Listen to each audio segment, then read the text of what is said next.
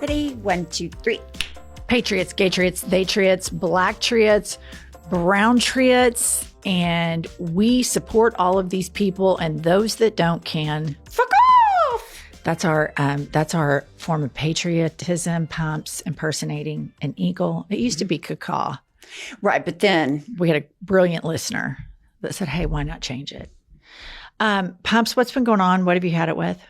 Okay, I'll tell you what I've had it with. I've had it when you call a business and you get the 1, 2, 3, your choices of what to do. Okay, I'm used to that. We've been doing that forever. Now, last night I called a business.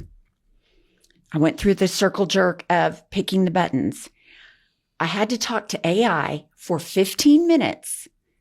And when I finally got a person, it took less than 2 minutes to solve my problem. And I just thought, if AI is supposed to be so efficient, why did it take me 15 minutes? I had to spell everything.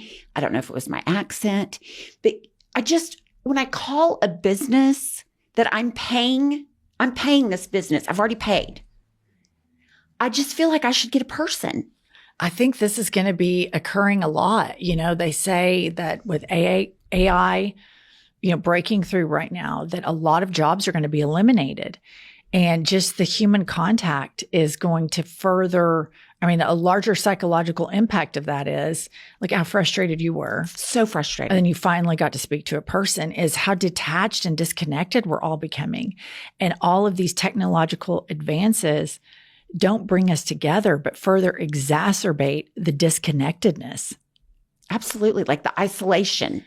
Yeah. And all the technology just further exacerbates it. Like I spend increasingly more time on my phone and I don't like it. I never feel good about it. Like there's so many times during the day where I'm like, put your fucking phone down, Jennifer. Just put it down. You do not have to be on a social media app. You do not have to be consuming news. This is new in your life. It's not new, like for our children, that's all they've known. In our life, you picked up a book, you turned on the TV, you took a dog for a walk. Like I don't feel good when I spend that much time with artificial intelligence or with a device. I completely agree. And I find myself even on days where I'm like, I am not getting on my phone today. I'm not doing it. I'm not getting on social media. I'm going to do the whole day. It's like it starts gnawing at me and I can't help it. It's almost like an addiction thing. I'm like, what's going on? They say that the algorithms have been rigged and they've done like exams on brains and it affects, like a drug does. Like the algorithms are intentionally addictive. And then we're in this situation where if we had a normal government where we were focusing on safety, we could have conversations in Congress about regulations for this new technology. How do we regulate it? How do we keep kids safe? They're doing this in Europe. I read an article that Emmanuel Macron, the French president, has made phones illegal for those. I believe the age was 13. I might be getting that wrong. Somebody can fact check it. But they were going to say you cannot have a phone if you're under this age because they're valuing safety. And these phones further isolate people. I read this whole article about this guy that fell in love with an AI chatbot. Like had an affair. Yeah. Had an affair on his wife. The wife got jealous and he thought the robot left him. And the thing is, he knew it was a robot. I know. I mean, like the catfishing, at least you think it's a person. He knew it was AI. I know. All right, let me share with you all what I've had it with. For new listeners, I want you to know very much that I love my husband, Josh. I do. I also want you to know that we have a relationship where we do not have to superficially praise each other. It's not a surface relationship. If I'm being too bossy or too, if I'm not being warm or cold, he calls me out on it and I'm fine with that. And likewise, I call him out on a lot of his character defects. And one of his character defects is that he has hypochondria. I diagnosed him. My husband is a hypochondriac. And this has been something that my sons and I talk about all the time. Nobody takes it for real because he's always got some ailment. Longtime listeners, you'll know about Josh's hole in his ear, and he went to have surgery on the ear to have it repaired. And the doctor on the phone told me, I hope I got his ear the way he wants it, which is like what I picture a plastic surgeon saying to somebody about an elective surgery. So now he's moved on to these tension headaches. And as we're sitting around the house, you just see him, he goes like this. So listener, what I'm doing is I'm squinting my eyes and I'm putting my fingers on my temples. And so I took some notes of the conversation that we had the other day for you guys. So he told me, these tension headaches are really bothering me. And the tension headaches were what he had, the first symptom that led him to the ear surgery. Oh. Okay. So, and I said, I thought the ear was going to fix that. And he said, no, I thought the ear was going to fix it too, but apparently they were unrelated. And so he tells me that he has an appointment with a neurologist to have some sort of brain scan. And I said, why are you getting a brain scan? Like sometimes the body just has like, I'll get a headache and it'll last like an hour, but you just have to have the ability to push through it. The body sometimes ails and aches, and that's just a part of it. And he said, sometimes my memory doesn't work well. And I'm like, you're 56 years old. This is a very common thing for somebody your age. And he said, well, I'm going to the doctor and I'm having it. And then he says to me, I am proactive and I feel that the healthcare in the United States isn't preventative. And I intend to be preventative, and I am making my own path because what they're doing is, oh, you're okay. This is what he says to me. Josh, you're okay. You're okay. You're okay. You're okay. And the next thing you know, I've got stage 5 cancer and a week to live. And he is proactive and he is preventing this from happening. Some of his other symptoms that he told me is that he has veins that bulge in his temples. Like he's works out all the time. He is really lean now. He does the creatine and all this bro style weightlifting, right? Which, good for him, workout. And I said, Josh, it's because you've gotten thinner and you're older. So your face is thinner. And so that's why the veins popping has nothing to do with the tension headaches. I'm not a doctor, but I see these veins on people every day, all day. He said he thought that he had gray matter in his brain. And he was going to get to the bottom of it because the U.S. healthcare system is failing him and he intends to be preventative. And then he just threw in, after I'm questioning him about all this, that he was going in for an additional hearing test this week. Again? Yeah, he's going in for another hearing test. Okay, I have one question. Correct me if I'm wrong, but didn't he originally, before the ear surgery, he went and demanded a CAT scan or MRI? Yes. So this is additional. This is an additional, a new doctor, an additional exam. And then he also has a doctor that provides, she is a concierge doctor. She's very nice. I know her. And I said to him, don't you think you're the ideal patient for a doctor that has this type of service? You're paying a fee outside of insurance. And then you can get in the same day when you call her. And then she just basically refers people like Josh to other doctors. She's like a springboard, if you will. She absorbs the initial hypochondriac response and then she just rifles it out. And Josh can be really self-deprecating. He goes, 100%. Right. I'm like a goddamn slot machine for this woman. And so he had the ear exam this week, and our longtime listeners will know that I don't ask follow-up questions about a lot of these things. And some of you new listeners might be like, oh, that's so cold and callous. It is my mental health protection not to feed what I perceive to be as hypochondria running amok. And so that's what I'm living with right now, is this increased hypochondria. And I also want to add on his medical team is ChatGPT. And they've spent quite a bit of time together for his new mantra of being preventative. Well, I was going to ask you if he does like WebMD, like where is he getting all this? But that makes perfect sense. And ChatGPT is very sycophantic. Right. You know, like he could prompt it. I'm very worried about these headaches that I have. And I have these veins bulging and blah, blah, blah. Well, it's going to say, I'm not a doctor, but you should go see one. Of course. You should be concerned. And so the problem that's going to happen here at some point, because he's not a spring chicken, is he's going to have something real at some point. Not fake hearing loss or normal bodily functions, headaches that people have. He's going to have something real. And I think I'm going to be like Nurse Ratched, demonic. I can't imagine a world where I'm going to be really a good supportive partner or nurse after the years of hypochondria that I've gone through. Okay, number one, you are Nurse Ratched. You are going to be Nurse Ratched. Yeah. But I give you credit that if he were really genuinely sick, you would absolutely be equal to the task. I don't have a doubt in my mind about that. Thank you, Pumps. Okay, but a couple follow-ups. Okay. For our new listeners, you might think Jennifer sounds cold-hearted.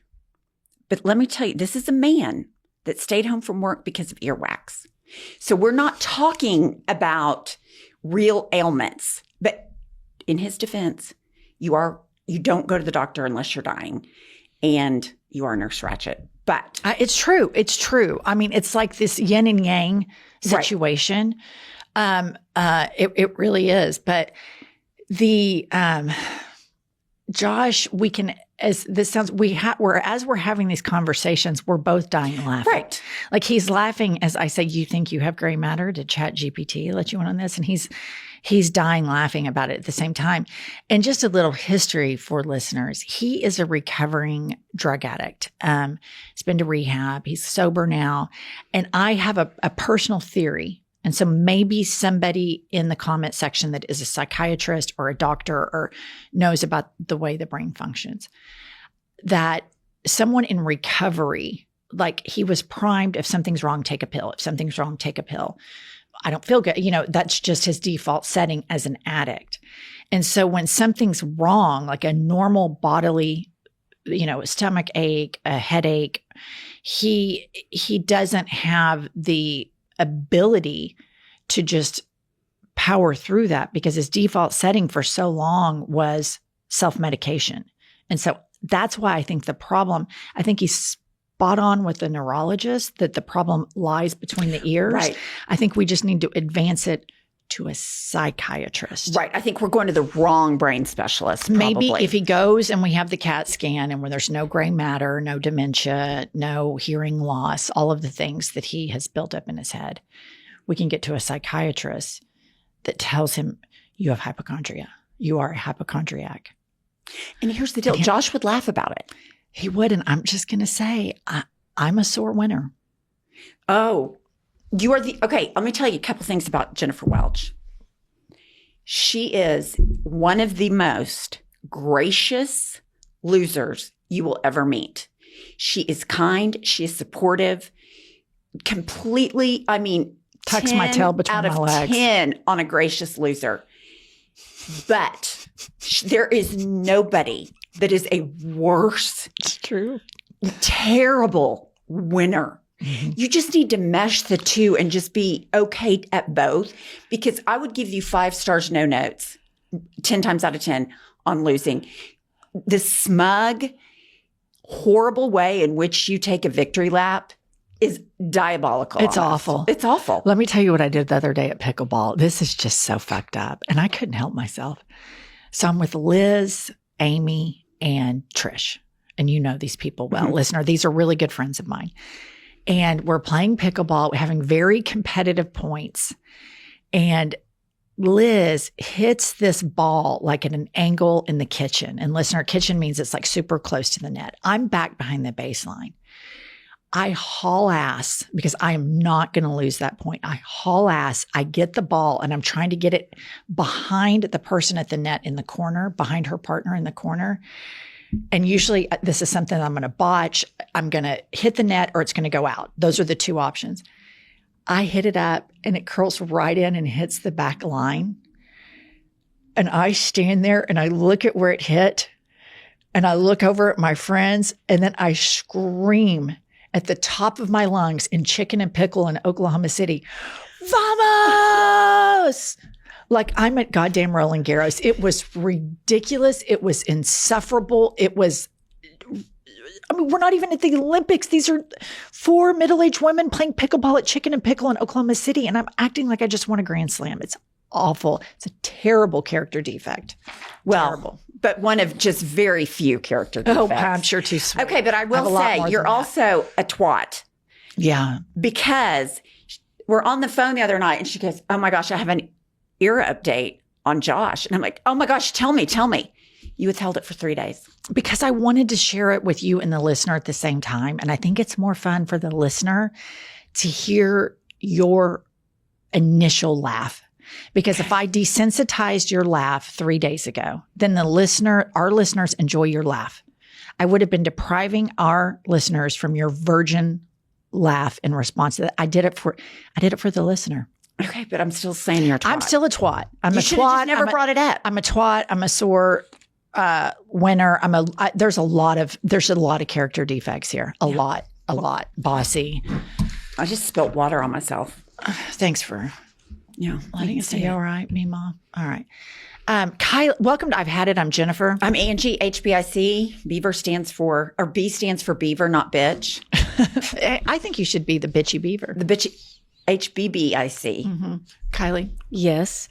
I've got a quick 2 reviews for you. Okay. This one is 5 stars, titled "Caca, Gaytriots, Theytriots, and Patriots" from S. Willer. And they write, "This podcast has brought me back to life. Like many Americans, I found IHIP from social media during Kink's abomination of a second term, and now a regular listener of this and IHIP news. I'm so thankful for the witty banter and truth-telling that you've been giving us. As a fortunate soul that lives in a blue state but who came from a red state, your northern neighbor, Kansas, I see your message as a bat signal to the rest of the Blue Dot listeners. I feel hope from your episodes and that you are both strengthening the revolution against authoritarianism. Thank you." I mean, that's just really nice. That's a great one. Witty banner. I love that. Yeah. Yeah. That's just, listener, I think about this a lot. Pumps and I talk about it a lot. Imagine being Kylie or Seth. You walk into the office and Pumps and I are here. And it's like, "Hi, good morning." And then we come up and film. And they have to watch that and, switch the cameras while we're filming like she's doing right now. The viewer can see. Then it doesn't end. No. Pumps and I go out to lunch and then come back and she's sitting in front of the computer staring at us. Listening. Editing. Yeah. Listening. I mean, they listen to us all day. There's not a bank account big enough for that job. I think it'd be the worst job on the planet. All right. I have dreams all I do is dream about you guys at this point. Are they bad? It's just y'all talking, or it's like just us at work. Here's the thing. You deny that it drives you crazy, and that bugs me because it would have to drive you crazy. Thankfully, I like you guys. So that helps. like you too, I like Kylie. you too, Kylie, but I don't want to hear you talk 24/7 and then have to do it on a repeat and do all that. I mean, I just think that's normal. Yeah. Well, I'm desensitized to you guys as well, I think. That's probably It's right. in one, it's out the other. Yeah, I get that. Okay, let's move on to some news stories.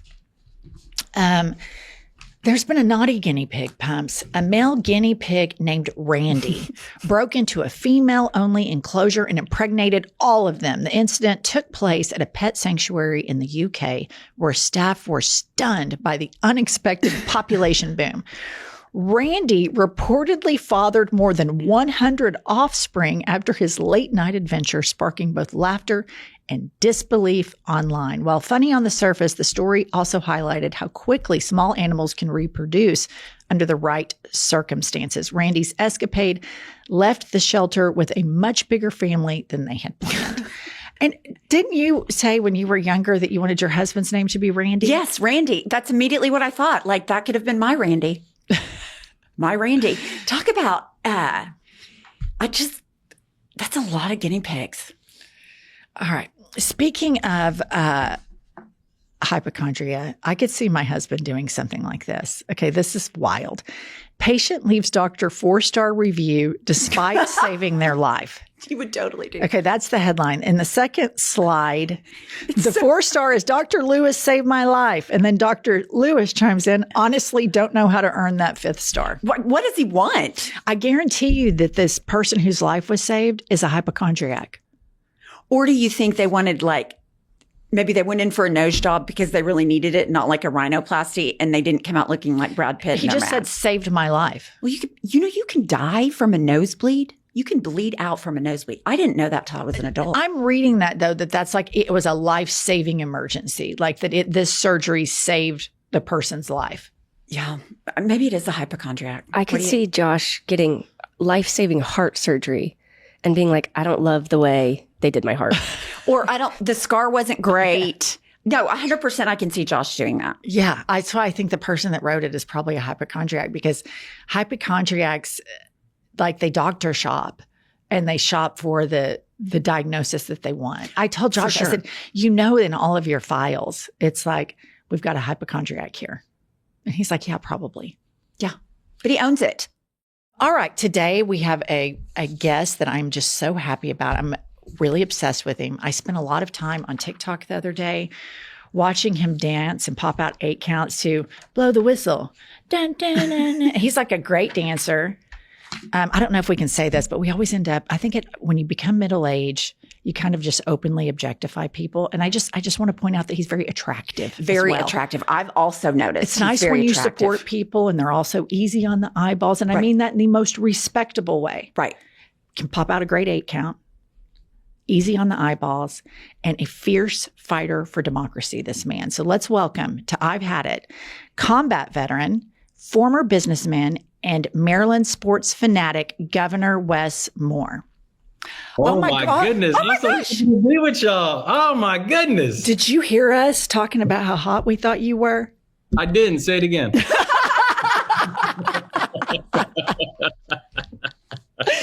I think that we have to make that okay. Right. I think it's okay to give somebody a compliment. I think you're attractive, Wes. I think that's an okay thing to say. I think, Well, listen, I think y'all are beautiful, and I'm so excited to be with you. Like, this is exciting for me, and I'm gonna get all the bragging points now with all my friends. This is good. Oh, I love it. I love it so much. So it's been very difficult being an American lately, and we live in a red state, and so people in red states, red dots in blue states, always look outside of their state for, I'm like, I kind of want him to be my governor. Oh, yeah. You kind of adopt a gov. Yeah. So lately, I've totally been adopting you. And I have to say, I really appreciate how kind you are to elders. And I thought how nice it was of you to offer Donald Trump, who sometimes has a problem walking in a straight line, a golf cart to go tour your cities. I thought that was so nice. And that's the kind of leadership I want to see, being nice to elders.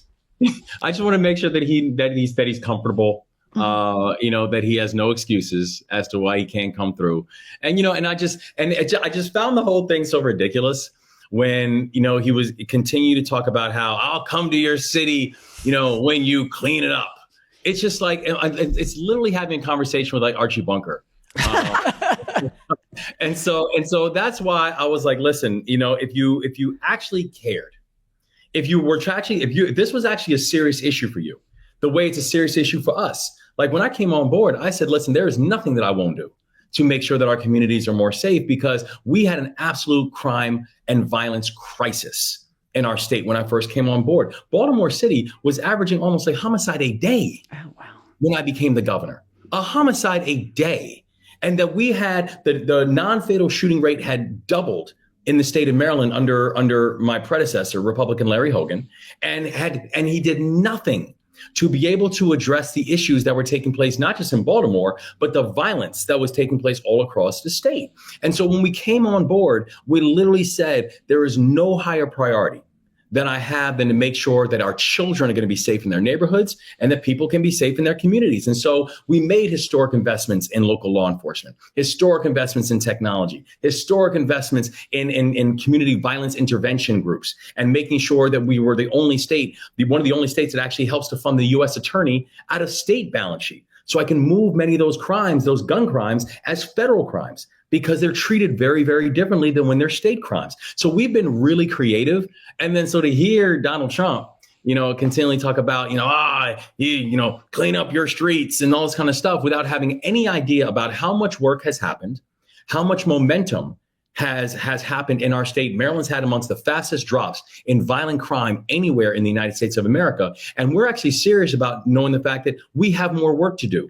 But it would be really nice if we had a serious partner in the White House instead of someone who's just saying, hey, kids, keep off my lawn. Yeah. And don't you think that, I always feel like when he goes after mayors and cities, they always tend to be your color of skin, not mine. And my state has a pretty high crime rate, and Mississippi has a pretty high crime rate, and Louisiana has a pretty high crime rate. But when they talk about inner cities, the right wing, there is this suggestion to the Fox News audience exactly what they're talking about. But I read this article about the mayor of Baltimore and the work that he's been doing inner city wise in conjunction with you. And it doesn't even hit the national news. Can you share with us about that? It's really a massive American city success story that shows that blue policy works. Blue policies make the economy better. Blue policies fight crime, and blue policies make everyone safer. It's so true. And honestly, it's partnership and coordination that actually matters. Because, sometimes you have to remind people that when I first came on board, like I mentioned, Baltimore is averaging almost a homicide a day. The Inner Harbor, the downtown area in Baltimore, was in receivership. The Baltimore Orioles were months away from losing their lease and having the Baltimore Orioles potentially go to another city. We had over 17,000 vacant homes in the city of Baltimore alone, vacants. And so we had a very real challenge. But what we had was a mayor who had a vision, a mayor who actually had the instincts and the ideas, someone who was born in Baltimore, raised in Baltimore, and believed in Baltimore. But what he never had was a partner.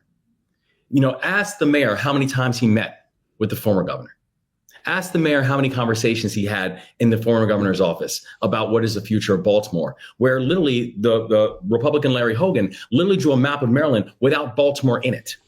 Oh my God. So when we came on board, we said that is not going to be our posture. And people said, of course you'd focus on Baltimore, you're from Baltimore, or of course you'd help the mayor. You're the only Black governor in the country. And I said, no, the reason that I focus on supporting Baltimore is because I'm really good at math. It's the state's largest city. And tell me a single state that is clicking on all cylinders when the state's largest city is not. And so his push of saying that we have to have more community engagement and community involvement, the push that we have done together to say we are going to make historic investments in education and housing and transportation, because if people have opportunity, then they generally don't go into crime.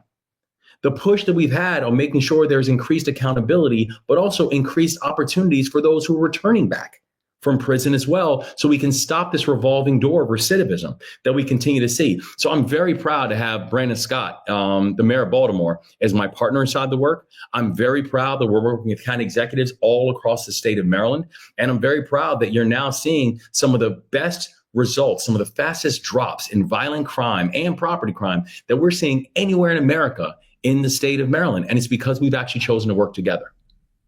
Okay, we like to ask our guests what they've had it with, and this is an opportunity for you to just, something everyday petty. So Governor Westmore, what have you had it with? There are so many things that I've had it with. And so let me start. Sizing of clothes, I've had it.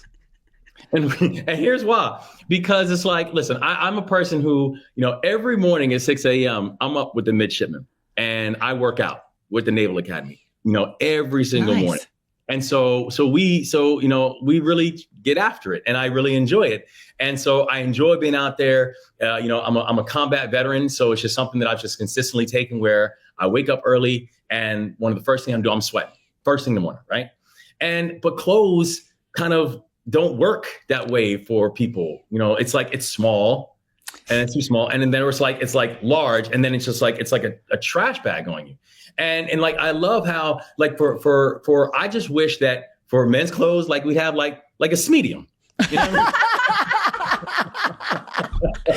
It's so true. One of my grievances that I had is, so for women, you have like lowrider jeans, and then you have like high-waisted pants, and then you have like a mid.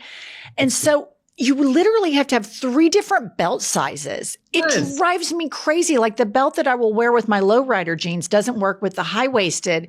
And it's just this is a huge problem that in a normal America, we could address these things for everyday Americans. But instead, we're fighting for democracy, which brings me to a question I'm really worried about.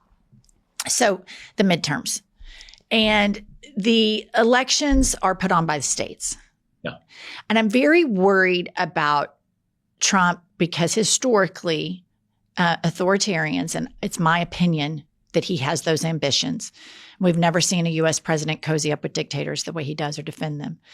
And the denial of due process that he's heading there. But historically, once they get power, most of their things that they do are to keep it. So I'm super worried about 2026. And I know a lot of our listeners are.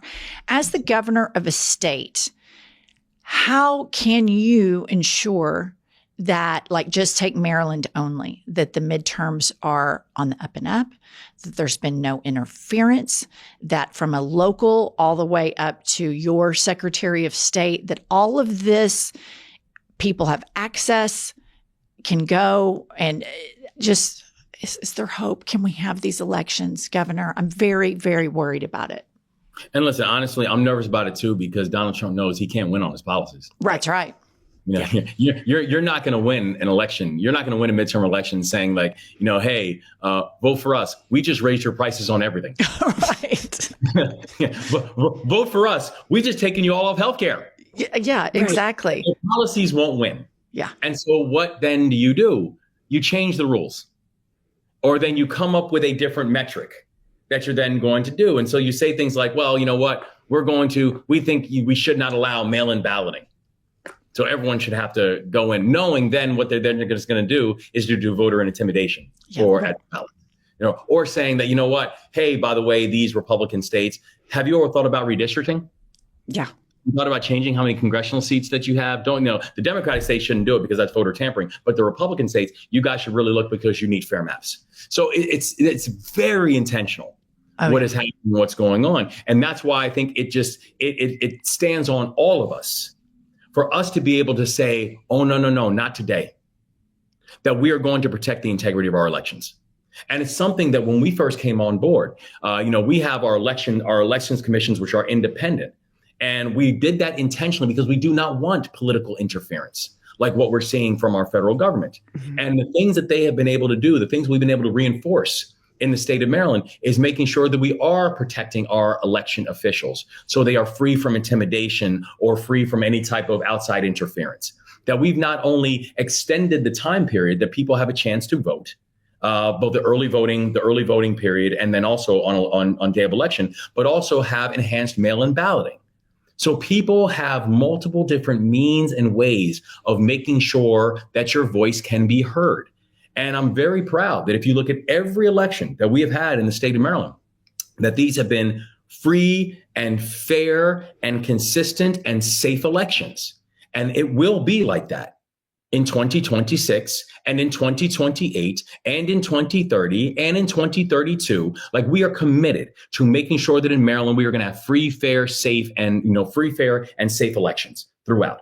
And it is just, it's incumbent on every single governor and every single state to do that. Because one thing that we do know, Donald Trump can try to manipulate, Trump can try to reconfigure. But here's something that we know. The elections are state-run functions.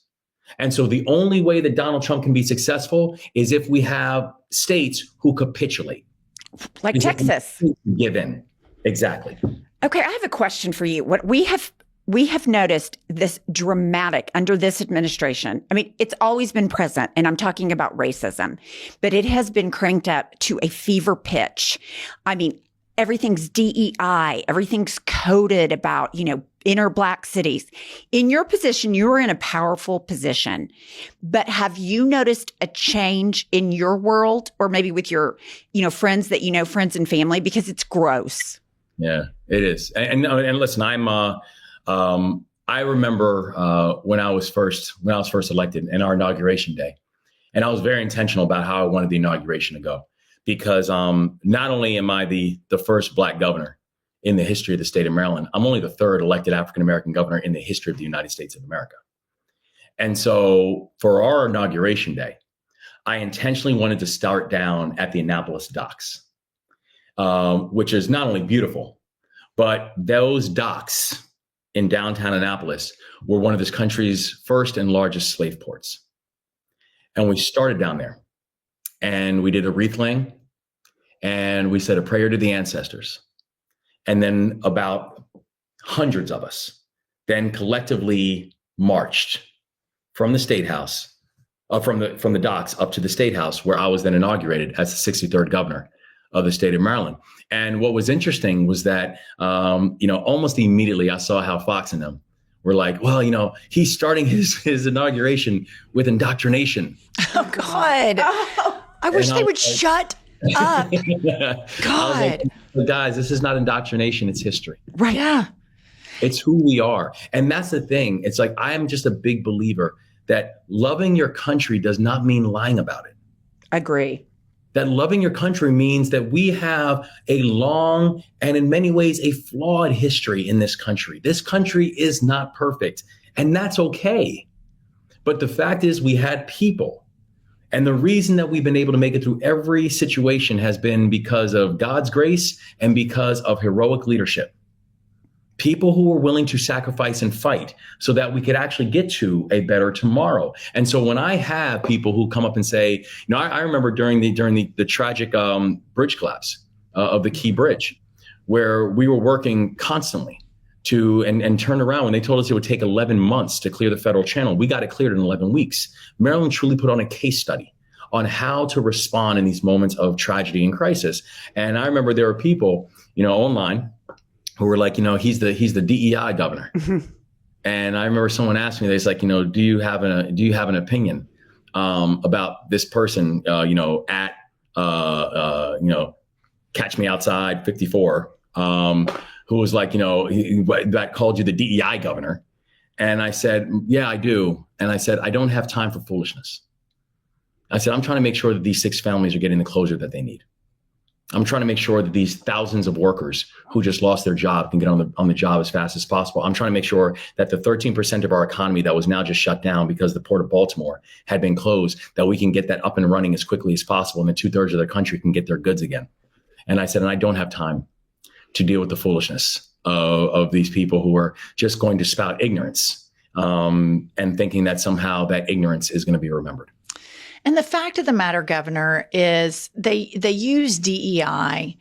And I think, I'm not saying you're saying this, I'm saying this as a person that lives in a Bible Belt state, because they know they can't say the N word anymore. Mm-hmm. And they're saying that because you're Black, you got something that you didn't earn. And when the fact of the matter is this, Governor, women like Pumps and me and our kids, I sent them to private schools. When they took the ACT, I hired an expensive tutor to tutor them to make the ACT. When they applied to colleges, I hired a person to assist them do that. I started saving in their college savings accounts back when I didn't have as much money to do it, but I knew that's what I wanted them to do. And it's important, I believe, in this multicultural society for me to acknowledge and to make sure my sons know, you started this thing with about 10 steps. You're on the 10-yard line. And so to your Black friends, my youngest son, Roman, he played AAU basketball. So for Landry and Jamarion and these kids that we traveled around with since kindergarten on, they played basketball together. their path has been more difficult than yours, Roman. And I think that's a very important, responsible, human way that we approach this. And I personally ache when I hear people diminish the accomplishments of you or the Obamas or other Black people and reduce it to what they have turned into a slur now, which is DEI, when actually Donald Trump, he's the one that got all the affirmative action. He's a Nepo baby that got a trust fund. You know, I mean, it's just so dishonest. It's the whitewashing of history that they're wanting to do right now. And I feel like a big form of patriotism in the face of fascism is being a good ally to our Black and brown brothers and sisters and standing for them, because you guys have always stood up for human rights. And I feel like the biggest white calling right now is for us to stand. Like when you told me the story about y'all walking from the bridge, I was like, I wish I would have been there. Like I want to. You can come for the re-election. I want to. Oh yes. Okay. Let's talk about that. We'll do that again. We're gonna do march again. But I'm really glad you brought that up, because I do think it's like, you know, another thing that I've had it with, honestly, is like you take this idea of patriotism and that somehow the Republican Party are the party of patriots. Right. I'm just like, wait a second. How did that happen? And you know, and I think about the people who sometimes will be the ones who will be the first to be criticized about how they are DEI or they didn't earn it, or they are only there because of their sex or because of their skin color or because of their place of origin or whatever it is. And then I look at the credentials of those people who they're saying didn't earn it. And I think to myself, that is really rich of some of these people to try to criticize some of the remarkable African-American, Latinos, women, et cetera, who are sitting in really powerful positions, knowing that they did not just earn it, they earned it 4 times over. Totally. Pumps always points out that during the Supreme Court hearings that Brett Kavanaugh is snot slinging, crying, emotional as all get out. What they always say women are. He's over there, boodle baby, talking about drinking beer and all this bullshit. They went hard after Ketanji Brown Jackson, and she, was completely disciplined and perfect. And it seems like the burden that American society, not all of American society, but a lot of it, puts on Black people, they don't put on everybody. It seems that they put on women. And then, of course, if it's a Black woman, forget about it. You know, it's really, really difficult. And so I just think podcasting, these forums are a great place for us all to talk about, because some white people just have no fucking idea, because they grew up in a white neighborhood, went to all white schools, and still continue as adults. And sadly, they don't think about it. And then when they do, when they hear a story about slavery, it makes them uncomfortable.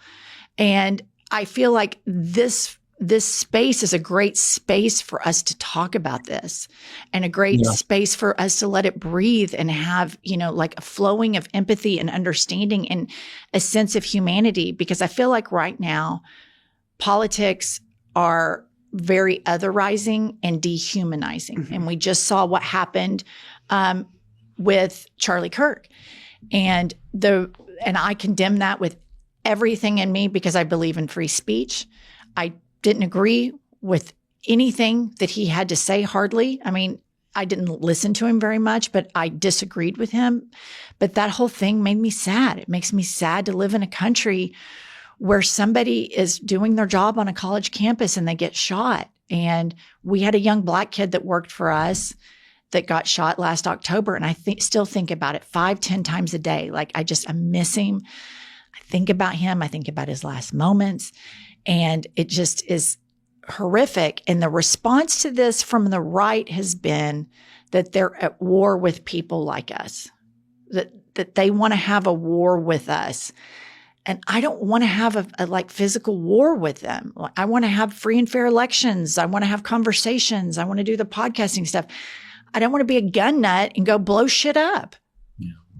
And it's, and I'm right there, with you where, I can vehemently disagree with Charlie Kirk's, some of his rhetoric. I think some of his rhetoric was was dangerous and ignorant. Agree. And he should have never been murdered. Right. His kids should not have to come up without their father. His wife should not be a widow. I watched my father die in front of me when I was 3 years old. What? And it's something that sits with me every single day, where I watched how then my mother raised the three of us, myself and my two sisters, on her own as an immigrant single mother. I watched how instantaneously and unexpectedly she became a widow who then had to now figure it out, and how she now had to live a life that she in no way planned for, in no way expected, and in no way dreamed of. And I know how every single day I still wake up with a love of a person who, despite only having him physically in my life for 3 years, I take a great deal of pride that his DNA still flows through me. My heart is broken for his children. My heart is broken for his wife. They should not have to do this. And I can vehemently disagree with some of the things that he has said. I can vehemently disagree with some of the positions that he takes. I also know that part of the reason that I wore the uniform of this country and I led soldiers overseas in combat, and I would give my life for this country if necessary, is because I believe in his right to say it. I believe in his right to express his opinion. And I believe that him expressing his opinion should not have to result in his death. That's what separates us from so many other places around the world. That's what separates us. That's what makes the United States so unique and so special, is that the First Amendment that we laid out when this new country was built was harbored around freedoms: a freedom of speech, a freedom of assembly, a freedom of the press, a freedom.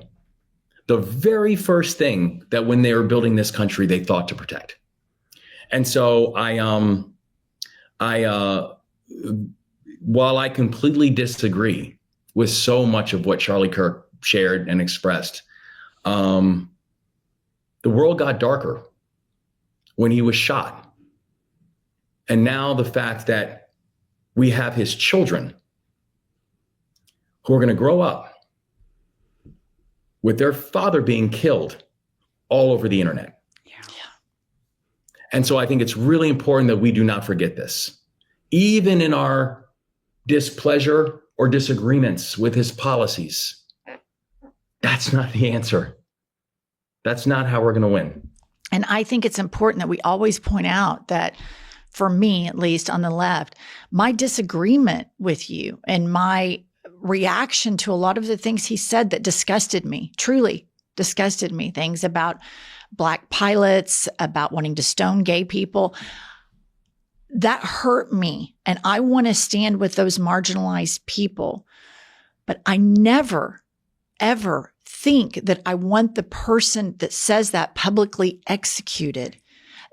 My brain never goes there. I want to live in a country where we feel safe going to movie theaters, where Javi, the 24-year-old Black kid that worked for me for my interior design firm and then for the podcast since he was 18 years old, never late to work one day in his life, went into a convenience store one night and some kids tried to rob him and shot him. And this huge bright light was put out. And then I think about all the little kids that have seen their classmates. And I saw that video online and it wasn't censored, which is a whole nother thing for Congress to deal with whenever we get a normal president. But I think about little kids in schools that have seen that type of graphic blood in their 5 and 6-year-old classmates. And they had to go on from that. And I oppose that type of violence. So much so that I even oppose it for the people with whom I politically disagree with it. I just universally across the board oppose it. And here's what I want to say, what I think makes the left a little different. It's easy sometimes when you see like the Latinos for Trump and then, the lady who put on the big salsa rally, then her husband is detained. it's easy to be like, oh, you fucked around and found out, bitch.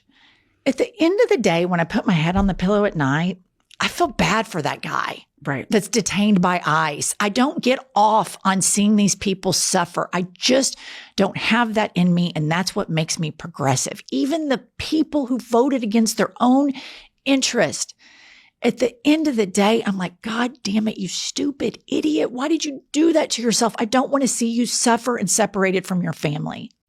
We just had historic floods over in Western Maryland. Which is like Allegheny and Garrett County, kind of like, it's basically Appalachia. And these storms were so severe that we literally had to have boats go up to the second floor of the schoolhouse to go save the children because the first floor is washed out. And so they had to go upstairs to the second floor. And thankfully the boats were able to get them before they were washed away. We were some of the first boots on the ground. We put in for emergency disaster, federal relief. Because we knew we qualified for it. And, ironically, the president of the United States denied it. In fact, we found out that not a single state that did not vote for Donald Trump has gotten any federal disaster relief. And I was and still am furious over this. And a lot of people are saying, they're like, you do understand that area voted for Donald Trump by 75%. Like, they voted for him. They wanted this. So let them sit in it. Let them see what their vote just got. And while I tell people I understand your point, but here's the thing that I cannot escape. They're Marylanders. They're us. And I do not want to see any of them suffer. And I don't care how they voted in the last election. This is not a I told you so moment. This is a moment where they get a chance to see what is our humanity. What is our ability to be able to rise above and to make sure that they're protected. And that while the federal government is saying to them, you're on your own, that in Maryland, we're saying we leave no one behind. That's the difference. And so I cannot agree with you more. It's like, listen, there is a moment where people are realizing, and I think people are very quickly realizing that he is not who you think he is. And he was a fantastic vessel for the frustration, but he's not a vehicle for the solution. He's not interested in solving your problems. But we still have to make sure that as part of this larger human umbrella that we find ourselves under, we're not going to stoop to that level. And we have to make sure that our people, no matter where they call home, no matter how they voted in the last election, but that our people are going to be okay. I'm so glad you said that, because I'm worried about this younger generation. This is what your government is supposed to do for you, whether you vote them or not. They take care of you. This is what a normal politician does. So for those that have grown up conscious the last 10 years with the Trump stuff, you have to support the people that even hate you, that rage tweet about you. Your job is to take care of them. Okay. Do you have time to play our world famous game, Had It or Hit It? Oh, of course. Oh my God. Welcome to Had It or Hit It. I would hit it. Had it. Had it. I hit it every day, sometimes twice a day. Had it or hit it, cilantro. Had it. So I'm one of these very weird people who I think it's like 3% of the population that for me, cilantro actually tastes like soap and it ruins every single meal. And so, like, if anything has cilantro, and it's like when people are like, "Oh, I want this guacamole," or "I want this," and I'm like, "Yo, like, I'm out. I have so had it with cilantro and this gene, this mutant gene that I have that doesn't allow me to eat it." Okay, had it or hit it. Talking about 2028. Are you? I've had it. Will you? And you know why I've had it for real is it's twofold. One is because people are constantly coming up to us. I'm very excited that we put in for our reelection. We're very excited about reelection in the state of Maryland. And I think we've got an amazing story to tell in Maryland about drops in crime rate, drops in unemployment, economic growth, et cetera, right? Bringing affordability and actually creating more housing and more affordable energy options. So all this kind of stuff. However, everyone keeps, when people say like, well, are you ruling out 2028? I'm like, y'all, I haven't ruled it in. I never once said anything about 2028 ever in my life. Let me just tell you this. 2028, you come home to mama's right here. Yeah. You announce it right here on I've Had It, Governor Westmore, because we think you came on just effusive praise. You just come right home to mama's and announce it right here on I've Had It podcast. We'll make it go viral. Okay. All right. Had it or hit it, JB Pritzker. Oh, I love JB. I do too. I love JB. JB's my guy. I mean, like, listen, and it's funny because a lot of people don't realize, like, for a lot of the governors, we're actually really close. And, and particularly for me, because like, I'm so new to this world. I've been involved. I'd never run for office before my life before running for governor. I don't come from a political family. I don't come from a political background. And one day I was like, you know what? Screw it. I'm running for governor because I don't like what these people are doing. And that's literally the journey. And then I ran for 2 years and ended up winning with more votes than anyone had ever run for office before in Maryland history. But there have been a real handful of governors, some cases, both Democrat and Republicans, who've just been so good to me and just been helpful and thoughtful. And I've spent a lot of time with JB, particularly over these past few weeks, as we both seem to be, the ignorant angles and attack angles from the President of the United States about our cities and our National Guards. But I'm a big JB fan. That's my guy. We met him at the DNC and he was on our podcast. I was so impressed with him. I think he's the real deal. He's very genuine, very empathetic, a great thought leader, a great thinker, very realistic. Okay, a couple more. Had it or hit it, Stephen Miller.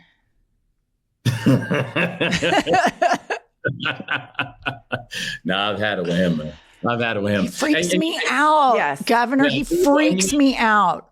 And the thing about him that I think people do have to remember about him is that he's smart, which makes it that much more dangerous. Agree. Yeah. Because he has a plan and he's working it and he's utilizing the president and working the president to make sure that his plan is actually enacted. So I've had it. I've had it with Stephen Miller. I agree. Donald Trump could give two shits about policy or any of this. This is all Stephen Miller. I mean, they were going to give us briefings in like a Fox News thing because he didn't give a shit. I mean, it's unreal. He just wants to decorate the White House and be on TV and everybody say he's cool. But there are people behind the curtain. They are diabolical. They are evil and ambitious. And those two things combined, I mean, we are literally in the fight of our lives. I believe that we have to keep pushing for even the people who are voting against their best interest. We have to put our big britches on and say, we're voting for you and voting for your right to have health care. And you can hate us all you want, but we want you to be taken care of if you're sick. Okay. Had it or hit it, TikTok dances. Well, honestly, like I've hit it with dances, had it with TikTok dances. You know what I mean? Like I like how TikTok can like take dances and manipulate, but like real talk, I'm a dancer, man. Like I like being out there. I like having fun. You drop a beat, I'm moving. So Kylie, yeah. Did you have a beat to drop? Hey.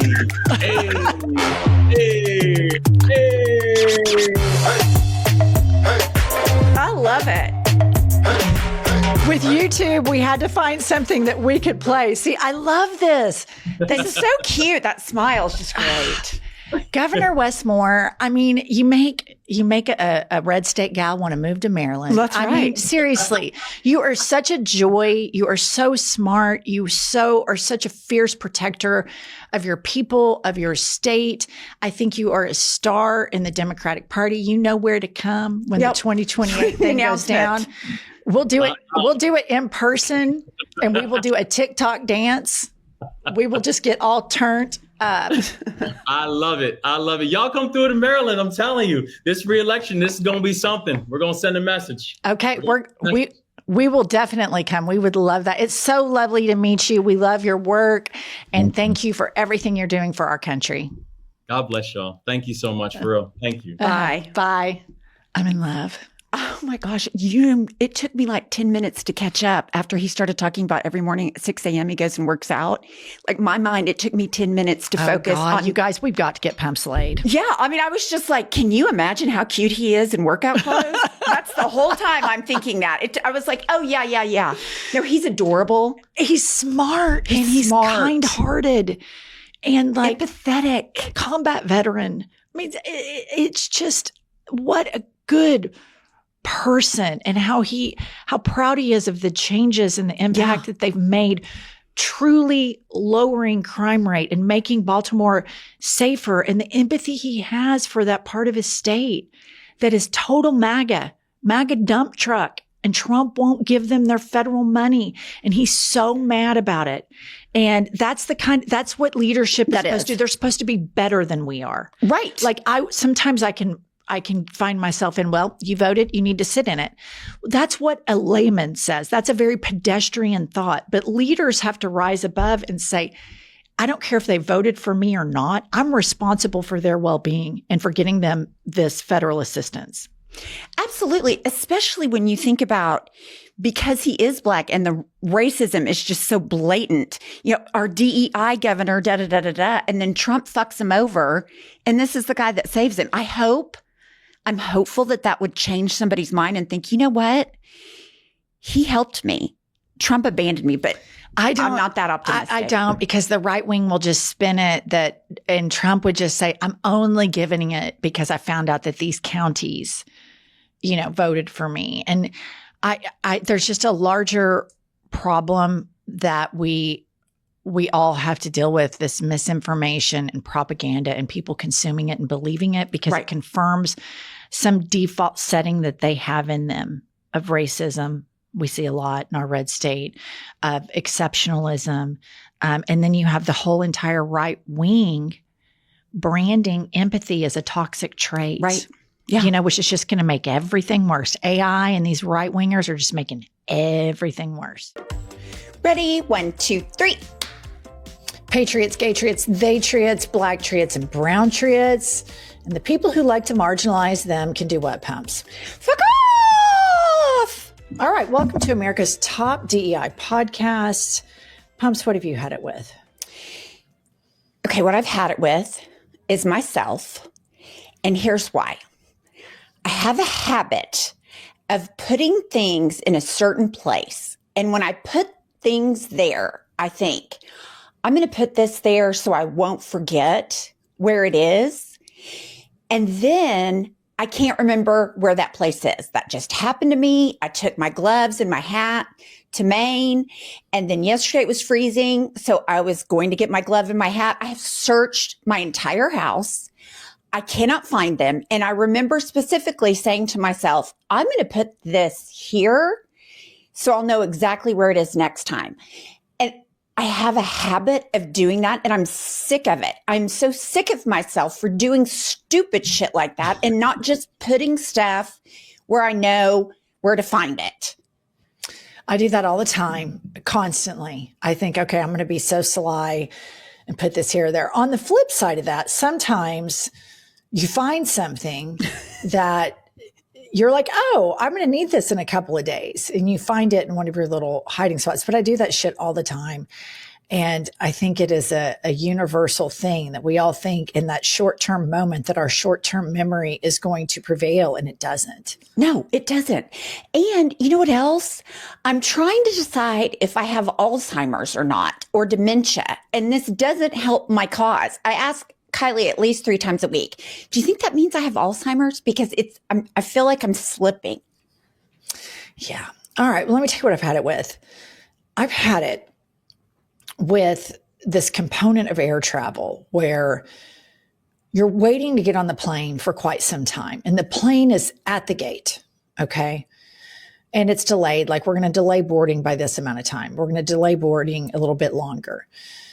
You see the pilots go on, you see the crew go on, and then you get on the plane and you think, well, they've had a lot of time to get this bird ready.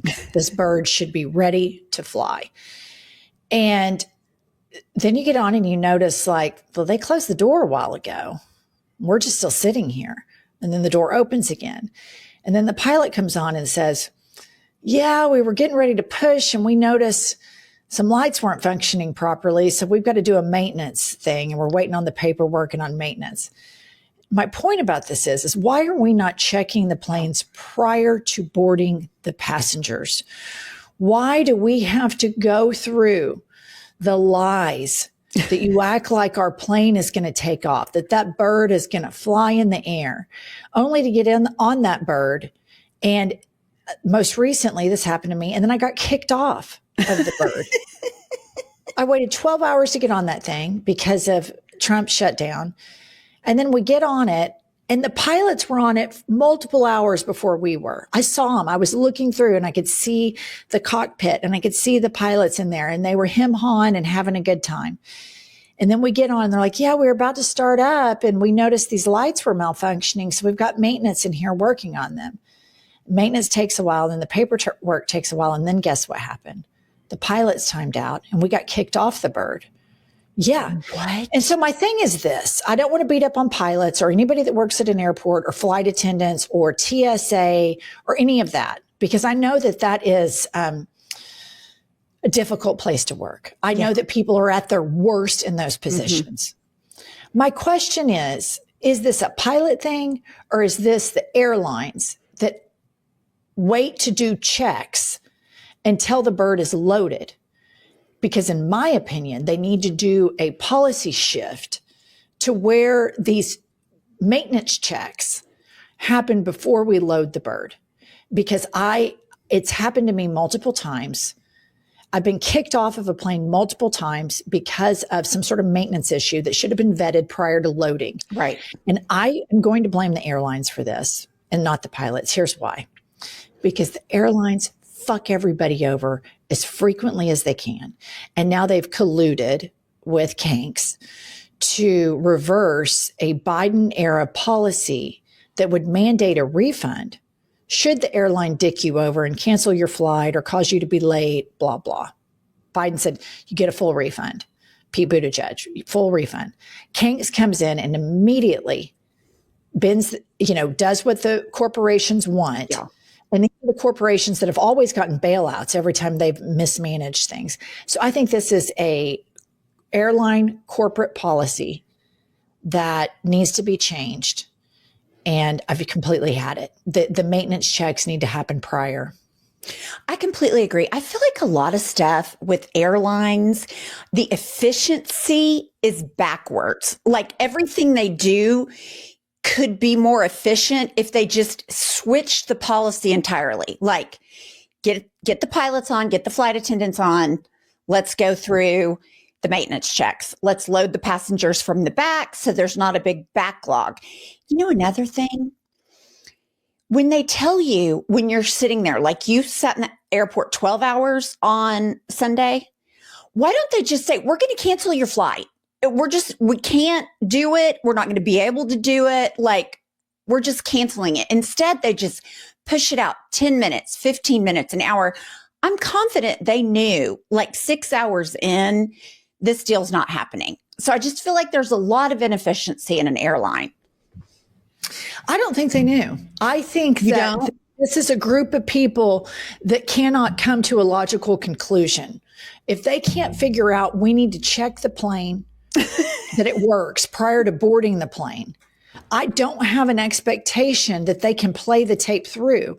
If they can't get through the most elementary checks before loading the bird full of passengers, and this was a full big jet full with people from Los Angeles to New York, if they couldn't check the lights and make sure those lights were functioning, and I saw a lot of hem-hawing, I saw a lot of fun going on in the cockpit, which I don't besmirch. I'm happy that they had that bonding and that camaraderie, those pilots. They deserved it.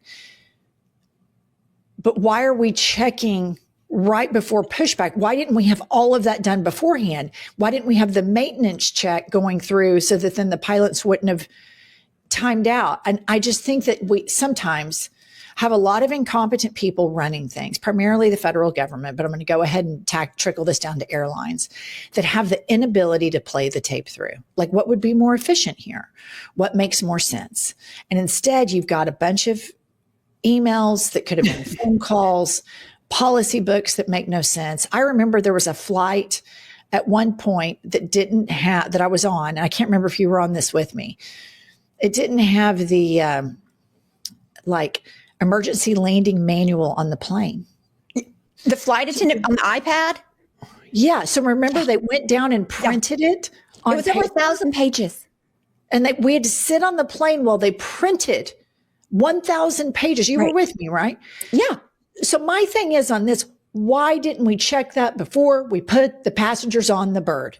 Because you have a bunch of people that do not play the tape through, that are just like, we're just going to float through. And if a problem comes up and it exacerbates and compounds and makes it miserable for everybody else, perfect. Right. We're in the airline business. That's what we do. We compound misery. I've just had it. I've had it with all of that. And I just want to say to the pilots on that United flight from LAX to Newark, I'm giving you that I think that this is an airline policy, but I would like for a pilot to anonymously message us. I want to know. I need to know. Why are these checks not happening prior to loading passengers? Is that the airlines thing? Or are you guys too busy knee slapping and chuckling around to do it? I want to know who's responsible. I just need to know. I'm not going to Karen it or anything. I just want to know. I need to know why it's so inefficient. For your personal serenity. I just need to know, and then I can accept it. Because I would think if I was a pilot, I would get on before I started having casual conversations with my co-pilot, with flight attendants, with passengers. I would go ahead and do a thorough check. Right. And once the thorough check was done, then I would say, we're ready to board the passengers. But it's too many times, more than both of my fingers on my hands. These checks and then these maintenance repairs happen while you're sitting on the plane, which number one increases anxiety. I'm not a scared flyer at all, but when you hear that there's a mechanic on the flight with you working on something, that's when I'm like, is this going to be it? Is this it? Is it going to go down? Is this where I'm going to die? Is this? It's not something pleasant you want to think about. That something's broken on the airplane and it's getting maintenance right before you take off. Right. Well, absolutely. So why not just keep all of that from the customer? Right. I would have been better not knowing that. Right. I completely agree. And I always hate when they say, okay, we've had a mechanical deal. We're having a mechanic come, and then the mechanic comes in and they say, we're waiting on the paperwork. Yes. What the fuck? We're an e-society. Just sign it on the electronically. Like, we have to have some Yahoo walk all the way down to the end of the airport, print his 1,000 pages like that flight we were on to New York, and come back so the pilot can sign it. Let's e-file. Let's e-sign. It shouldn't be that hard. All right. Welcome to I've Had It. I'm Jennifer. I'm Angie. No HBIC. Is that tired, the HBIC? I kind of thought maybe it will never tired. be for me. Never be. Head beaver in charge. Here we go. All right, Kylie. The H-lick, head lesbian in charge. Oh, I that like that. really does sound gay. H-lick. H-lick. Yeah, I didn't think about it. That is about as gay as an acronym could be. It's perfect. Yeah. All right. Okay, I've got 3 reviews that we're going to fly through. The first one is 5 stars, titled Inspiration. And it says, I listen to I've Had It or iHip News to get my daily dose of inspiration to call Moses Mike's DC and Louisiana offices and leave him an earful every single day. It's so very cathartic. Having moved from NYC to a redlining North New Jersey town 20 plus years ago, I'm so glad to have found your podcast. You give me hope every day. Keep up the amazing work. It's truly appreciated.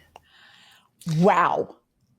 I love that. Never been a report of a more successful wind up on this podcast than that it has manifested. His listening to our incessant bitching has led to him calling little Moses Mike Grinder Johnson and reading him for filth every single day. That is just hashtag success. Yes. I mean, that is the best thing I've ever heard. That's ambitious.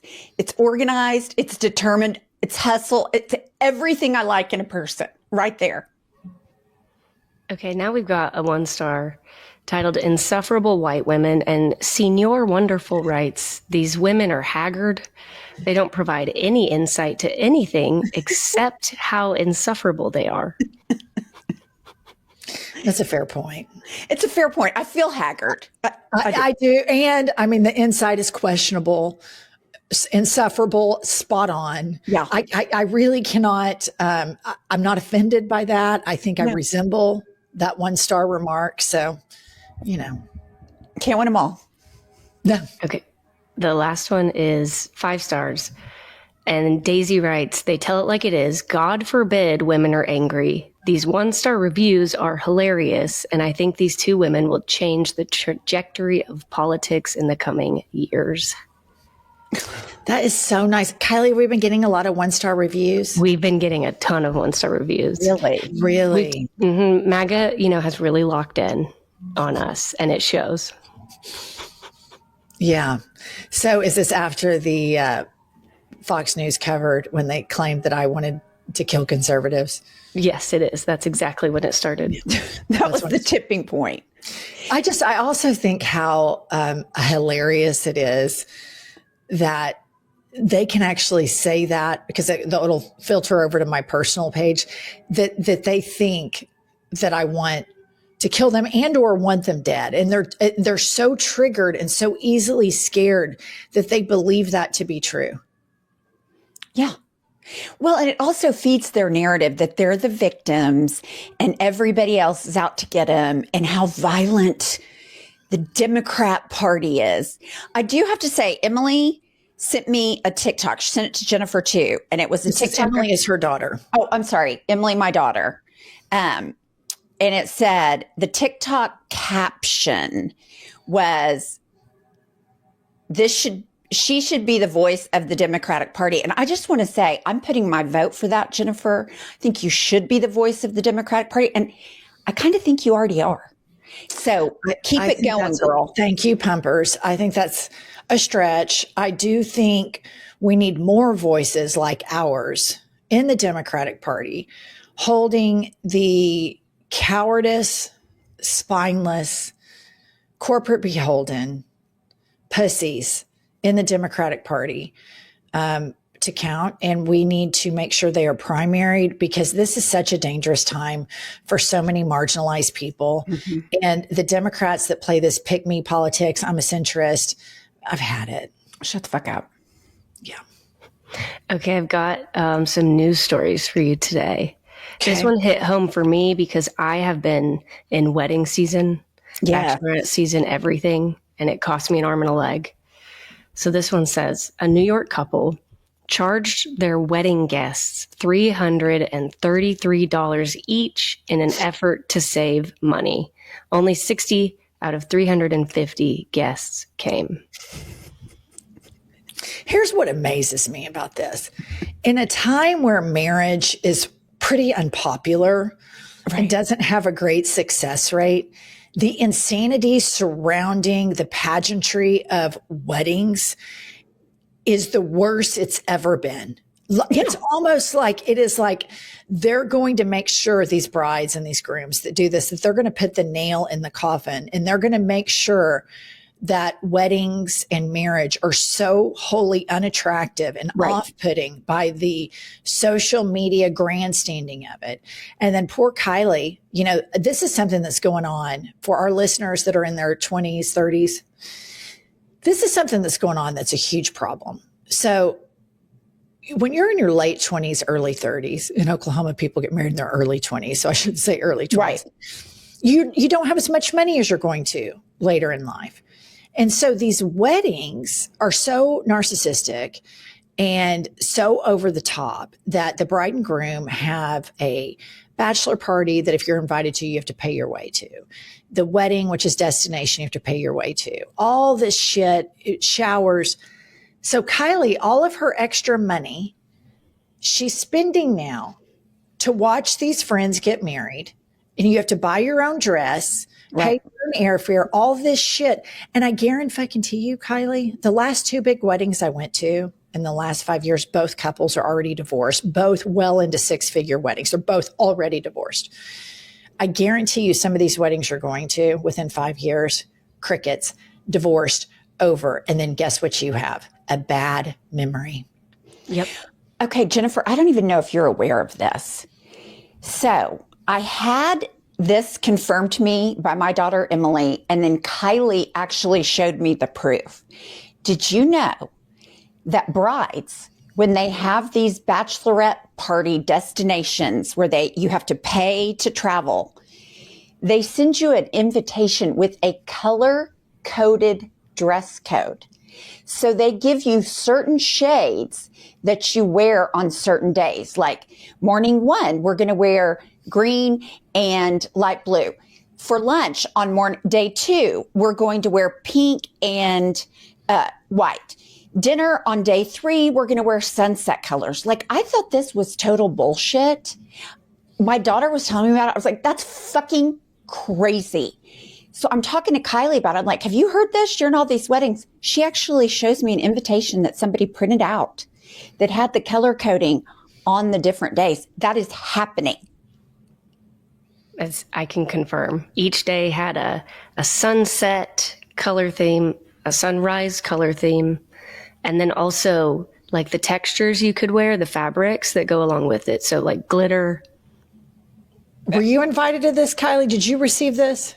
Yes. Yeah, I went on this one. This was one of the They ones. sent you that? Somebody sent you that? I'm describing my invitation that I got, and it has a detailed itinerary. Was this person heterosexual or homosexual? What do you think? Heterosexual woman. Hetero.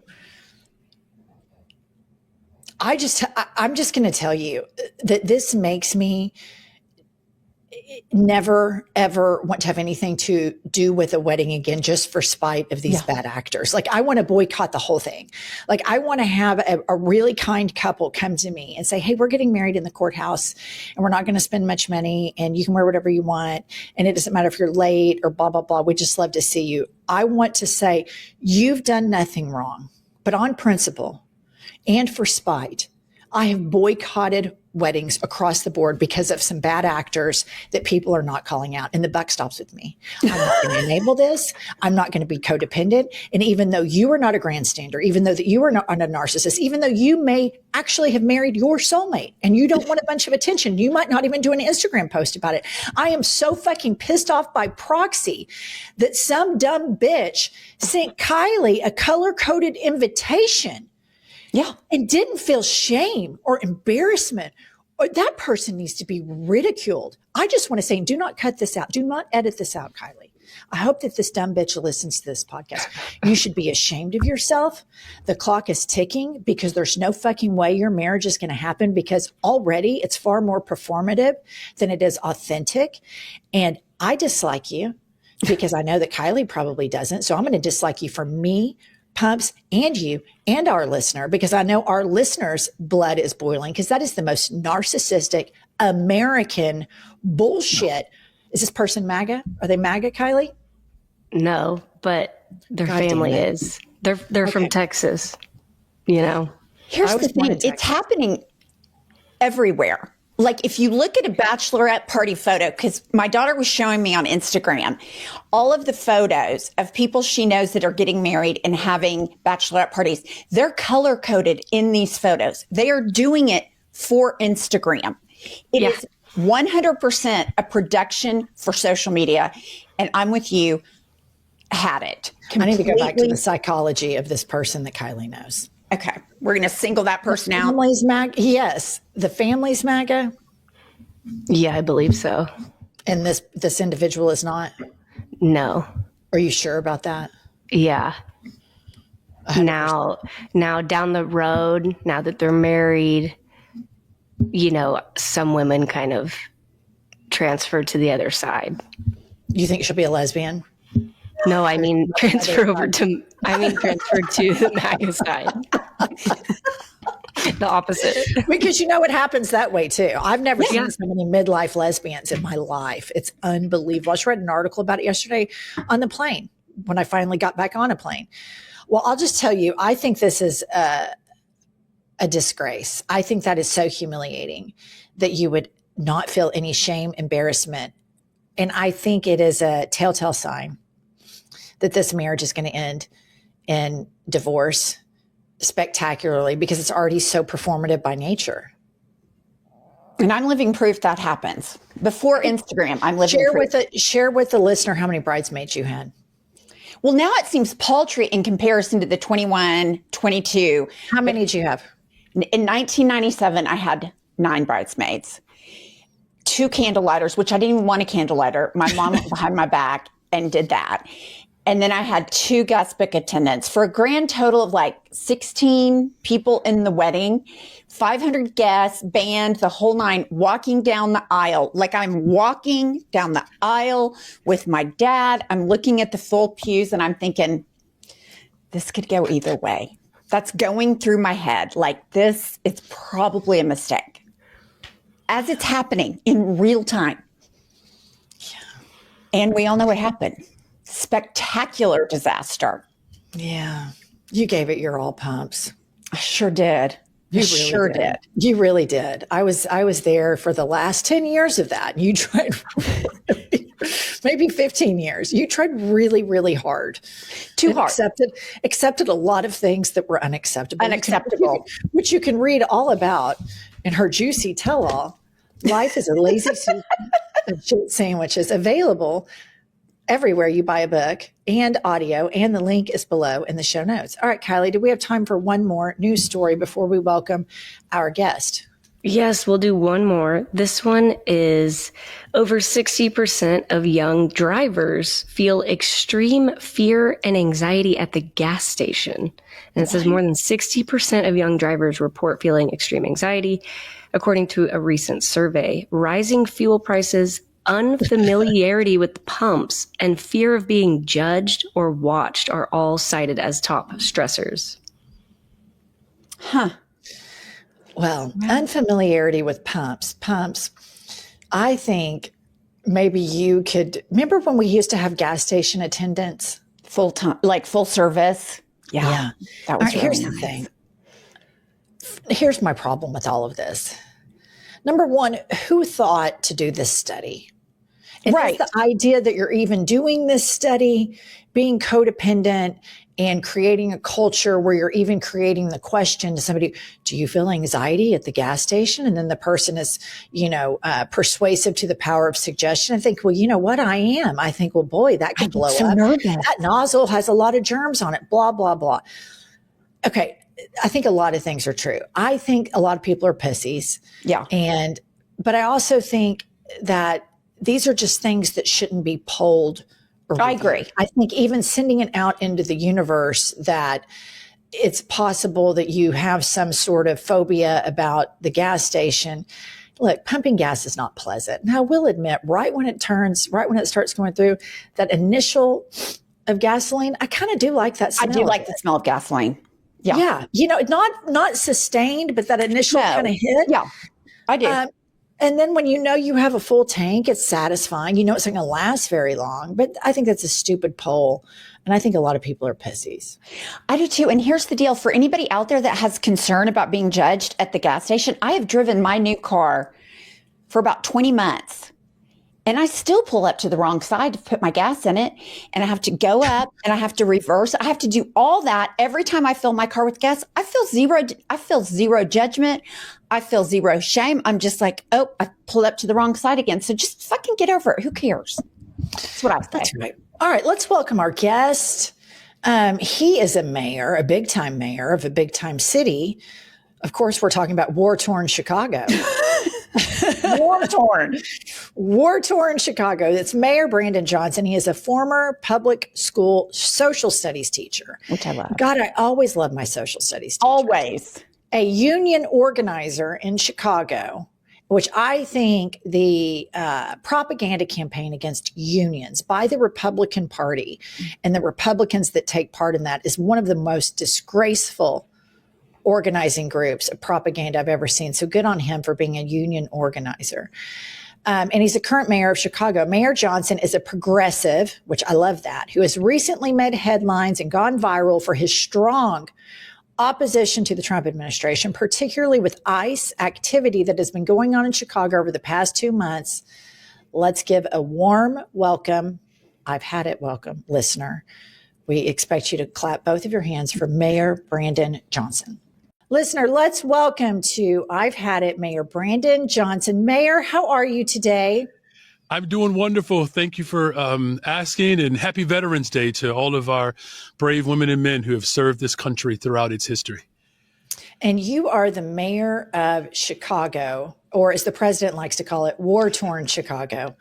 And I have to say, Pumps and I spent over a week in Chicago last summer at the DNC, and it is such a lovely American city. It is such a fabulous, fabulous city. I totally agree. That's why I live here. Look, the city of Chicago, I see it as the global capital of the world, quite frankly. It's a beautiful story. A Black Haitian immigrant and a Potawatomi woman established a trade post at the bank of the river, and immigrants from around the globe, descendants of slaves, have all come here to find refuge and comfort. We have this incredible diverse economy, 20% of the world's fresh water, great universities. I could go on and on. Just such a beautiful place. And, I'm looking forward to this conversation. And you all have to come back and visit again. We do have some great breaking news from yesterday. We're going to host the New Year's Eve countdown for the Midwest Central Standard Time. So book your hotels right now. You got to be in the city of Chicago to ring in the new year. That's awesome. I do want to share with you a headline I thought was hilarious. Kylie, pop this up. Confused Trump, 79, demands troop deployment over fictional shopping center. It says the aging president raged about the Miracle Mile and claimed it was, quote, once considered one of our nation's best. I think the only problem is there isn't a Miracle Mile shopping center in Chicago. So this poor man, he has dementia. Clearly nobody really talks about it. His so frail in appearance now, and he often gets confused, but he's tried to put you and your city and your constituents at the epicenter of this. And one lie he continues to say all the time is there's these Black women all over Chicago wearing MAGA hats. And I've never seen that. And I'm just wondering, as you go around in your city or to a cookout or two, do you see a swath of Black women wearing MAGA hats?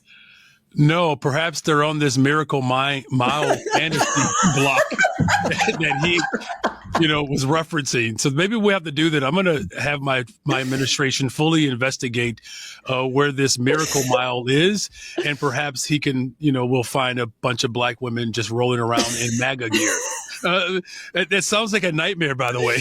Look. Yeah. We have always been, for the alt-right in this country, a punching bag, right? And, it was Ronald Reagan that declared war on American cities as well, at the time in which we had the first Black mayor in the history of Chicago, Mayor Harold Washington. This is right out of the playbook of those who are really attacking working people. Our values are very clear. We're a strong working class city. The labor movement birthed right here in the city of Chicago. And when you think about even electing the first Black president of the United States of America, if Reverend Jesse Jackson Sr. does not run on single payer and building a rainbow coalition, you do not get that historic moment in 2008. So, look, we have an incredible, diverse city, an economy that is growing and evolving every single day.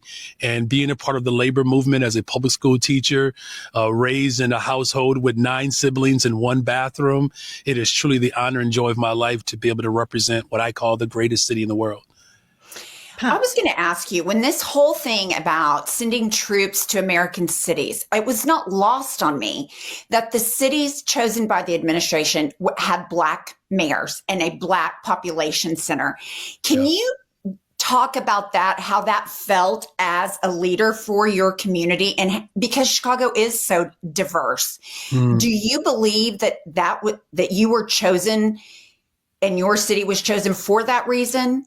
I think it's obvious, when you think about it, whether it's, Mayor Bass in Los Angeles, or Mayor Brandon Scott in Baltimore, Mayor Young in Memphis, many of the cities that were targeted from day one have Black leaders. And, as a proud Black leader and a progressive who comes out of the labor movement, who understands the values of working people, it wasn't lost on me that this administration, the president of the United States of America, has been intentional about dividing our politics in a way that is just so vicious, right?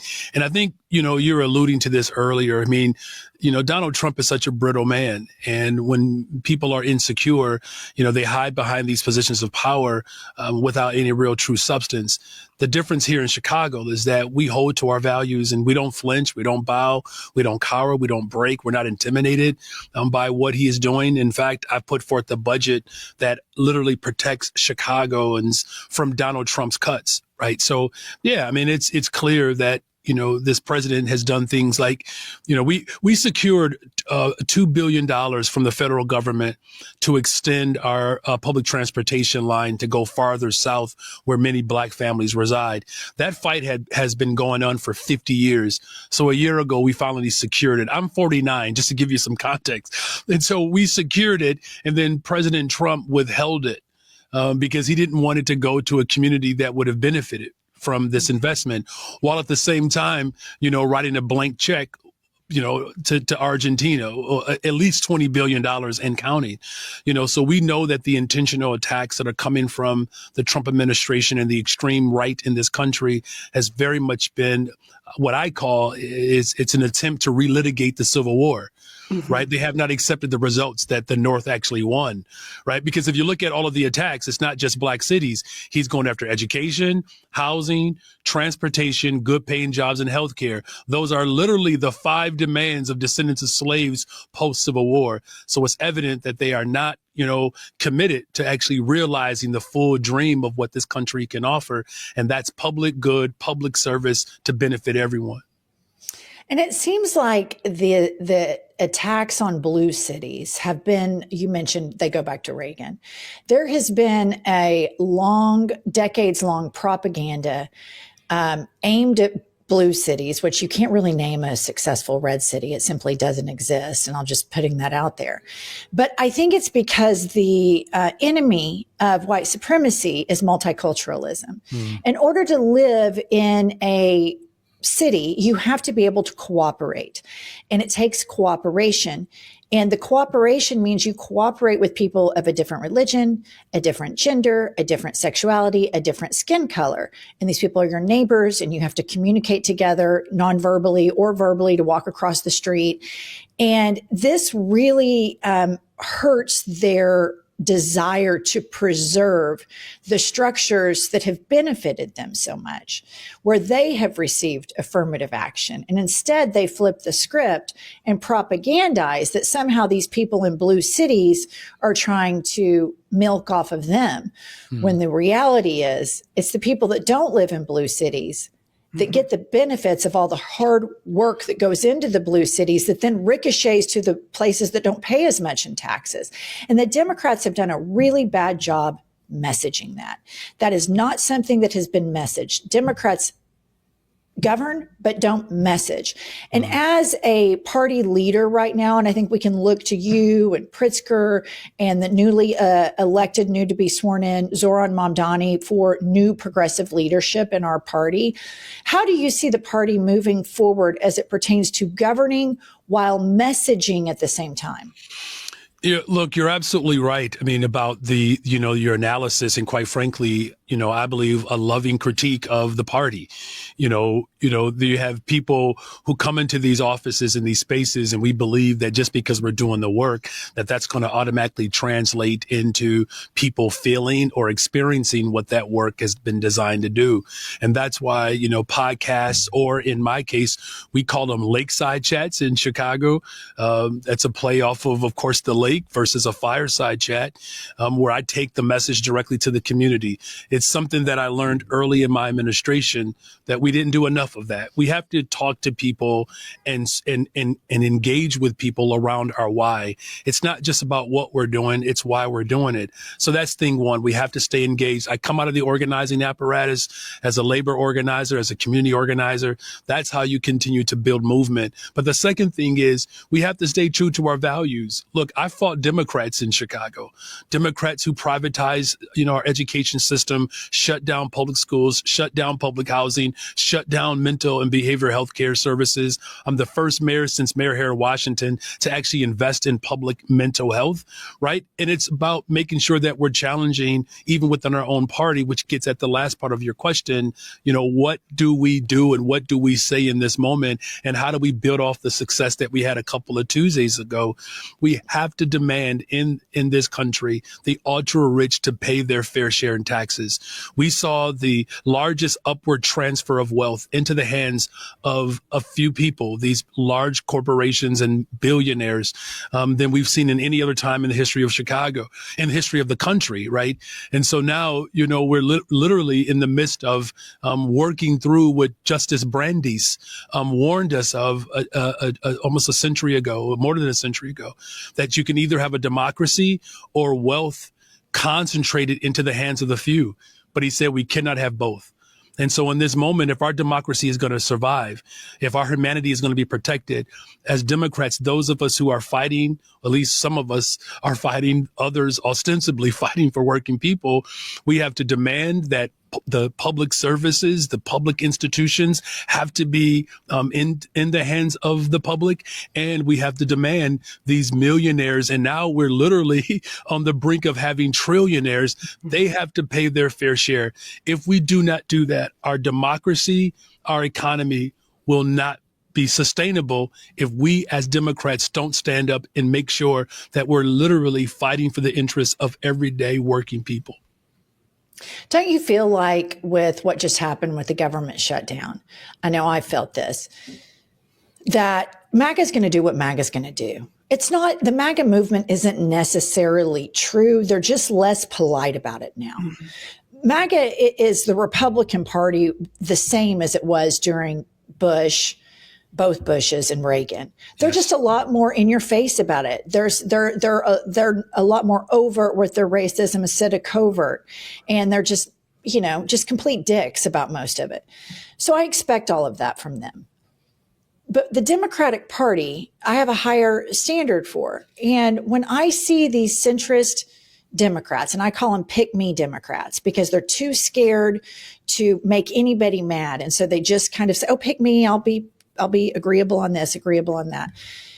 I feel like at this moment, when in your city, you had men in masks kidnapping people, denying due process, and a Supreme Court that says, yes, you can racially profile people, that this is serious, that this is as serious as it gets.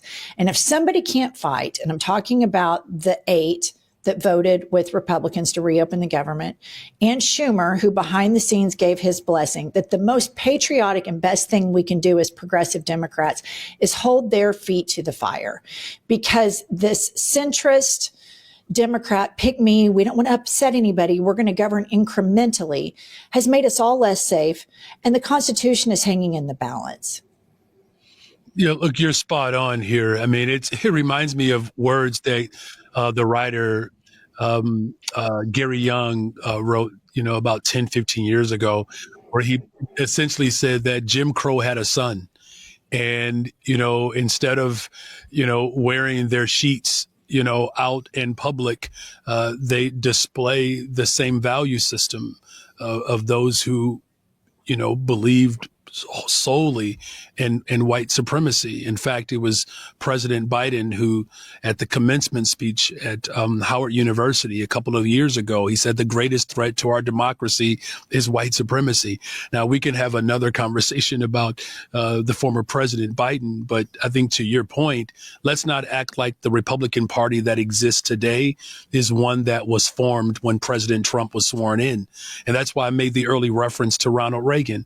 There's been been an extreme, shift to the right in this country for a very long time. I can tell you, though I was young, my father lived and worked during the Reaganomics era. And I can tell you, I know what it's like to open up a refrigerator and there's no food in it, or our water bill, got behind, or we had an extension cord from our home to our neighbor's home just to make sure that there was some electricity. And my father worked hard every day and the ends didn't meet. Like, that's the real struggle that families have had over the course of decades. Dr. King described it as one of the evils, right? Between militarism, to your reference earlier about masked men with long guns sticking them into the faces of families, to poverty, right? And it's incumbent upon us as Democrats, particularly those of us who understand the daily struggle of working people in this country. We cannot capitulate or somehow believe that if we play nice with these individuals, that somehow they're going to, through the goodness of their hearts and through benevolence, that they're going to decide to take on racism and poverty. They have never demonstrated that they're willing to do that. In fact, what's so disheartening, and I've had these conversations with Reverend Jackson before, when he was a little bit stronger, when he took his message all over the country, whether it was in our urban centers or Appalachia or rural America, the struggle, collective struggle for working people, that's the one that is really going to help strengthen and defend this democracy. And you have too many weak Democrats that believe if you play nice with individuals who are literally clearly breaking the rules, that somehow that group is going to understand the struggle that I went through and other families like mine. It's nonsense, right? And so that's why I'm working hard every single day to continue to show up for working people, investing in education, investing in transportation. We have reopened mental health clinics in Chicago. We're hiring thousands of young people, not just for summer jobs, but year round, because I know what it's like when I got my first summer check. Guess who got it? My mother, because it had to go into the larger pot for the family. Those are the day-to-day experiences of working people that somehow some of these pick-me Democrats, which, by the way, I'm totally using that, Democrats who want to be picked, but they don't want to serve. They don't want to serve everyday working people. They're more interested in serving the interests of the ultra-rich in this country versus everyday working class people. That's a problem. And that's actually what we're going to have to do as Democrats, is not capitulate, but to double down on our efforts to ensure that the rights, the human rights of every single person, housing, education, transportation, jobs, and healthcare, that becomes a guarantee and not a chance. One thing I've been watching extremely closely. First of all, I love in your press conferences that you will call out a reporter if they call somebody an illegal. I love that because they've just successfully dehumanized so many people. But the border agents, Bavino, I think, is the leader, and you have a judge that brought his ass in every day and exposed lie after lie, which coming from that agency under Trump and Kristi Noem, who killed her kid's dog, I completely believe it. But they lie about what's actually happening, and you keep us in the know with your press conferences. What's the latest on the border agents in Chicago and Bavino in particular? I saw yesterday they're taking pictures that, like, the bean. It's just unbelievable. It really is. I mean, like, the moment they stoop to a low, you don't want to get too close, just because how low they will go, there's just no end. I mean, and, I said this yesterday at the press conference or 2 days ago, there are some gruesome images that we have studied and we have witnessed throughout America's history. As a former social studies teacher, I taught 7th grade primarily, and 8th graders taught a year high school. And that photo just reminded me of photos that we've seen in the past, and how grotesque, how insensitive, how inhumane those photos are. And I like to refer to him as barbaric Bavino, right? I mean, here's someone who just seems not to have an ounce of sense whatsoever or any level of dignity. When he was brought in before the federal judge, instead of getting dropped off in front of the courthouse or even going in, the back way, he wanted to make a big spectacle of it. So he was dropped off a block away, paraded down the streets in Chicago, began to get these these salutes. I mean, it's to be in the midst of this right now, this terror that is coming from the Trump administration and all of his henchmen and women, it reminds me of how sensitive and delicate our democracy is, and why we have to have fortitude and strength in this moment to not cower or break or bend, And so, it's awful to see. Let's just name it for what it is. It's racist.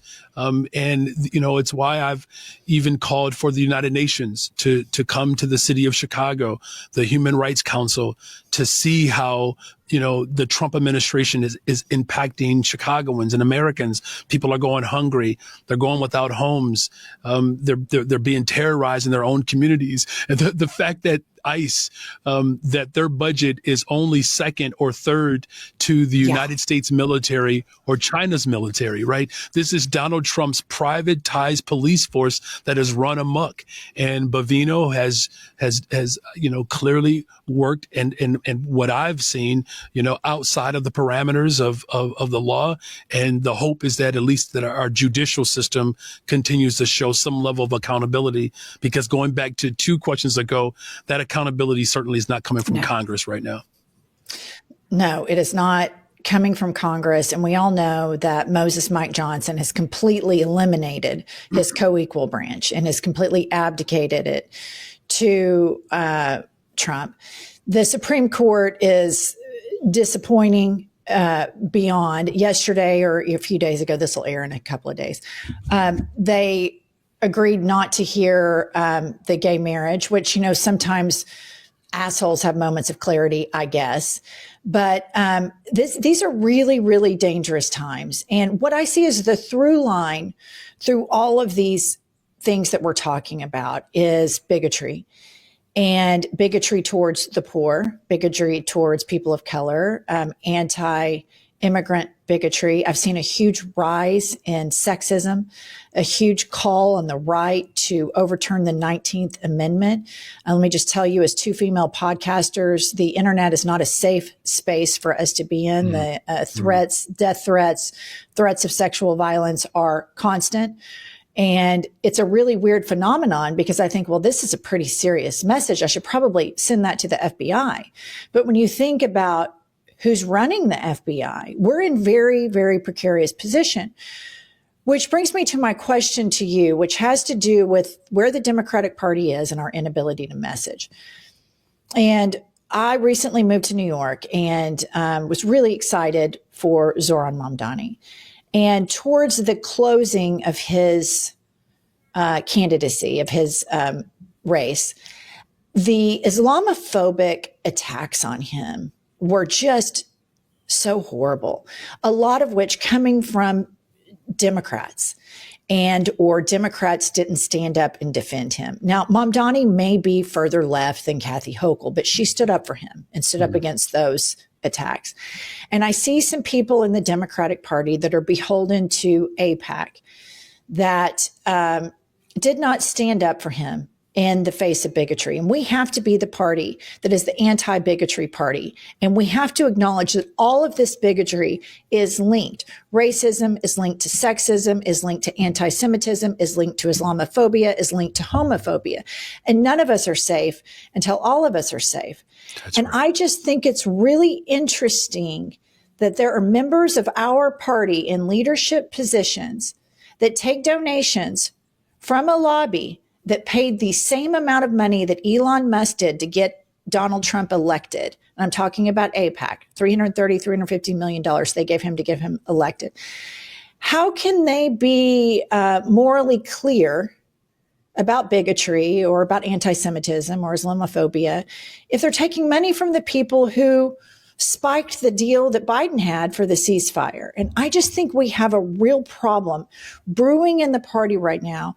And I think it's going to take leaders like you, Pritzker, names that maybe aren't, top of the fold every day, to rise up this new democratic progressivism that leaves no one behind and refuses to demonize the poor and starts messaging our values and how all of this bigotry is connected unless you're a rich white man. Otherwise, you're not safe. Look, I want to drop this mic on your behalf. I mean, I don't want to just like reduce it to a monologue, because I think it's actually more of a manifesto in terms of offering up a real direction here. And,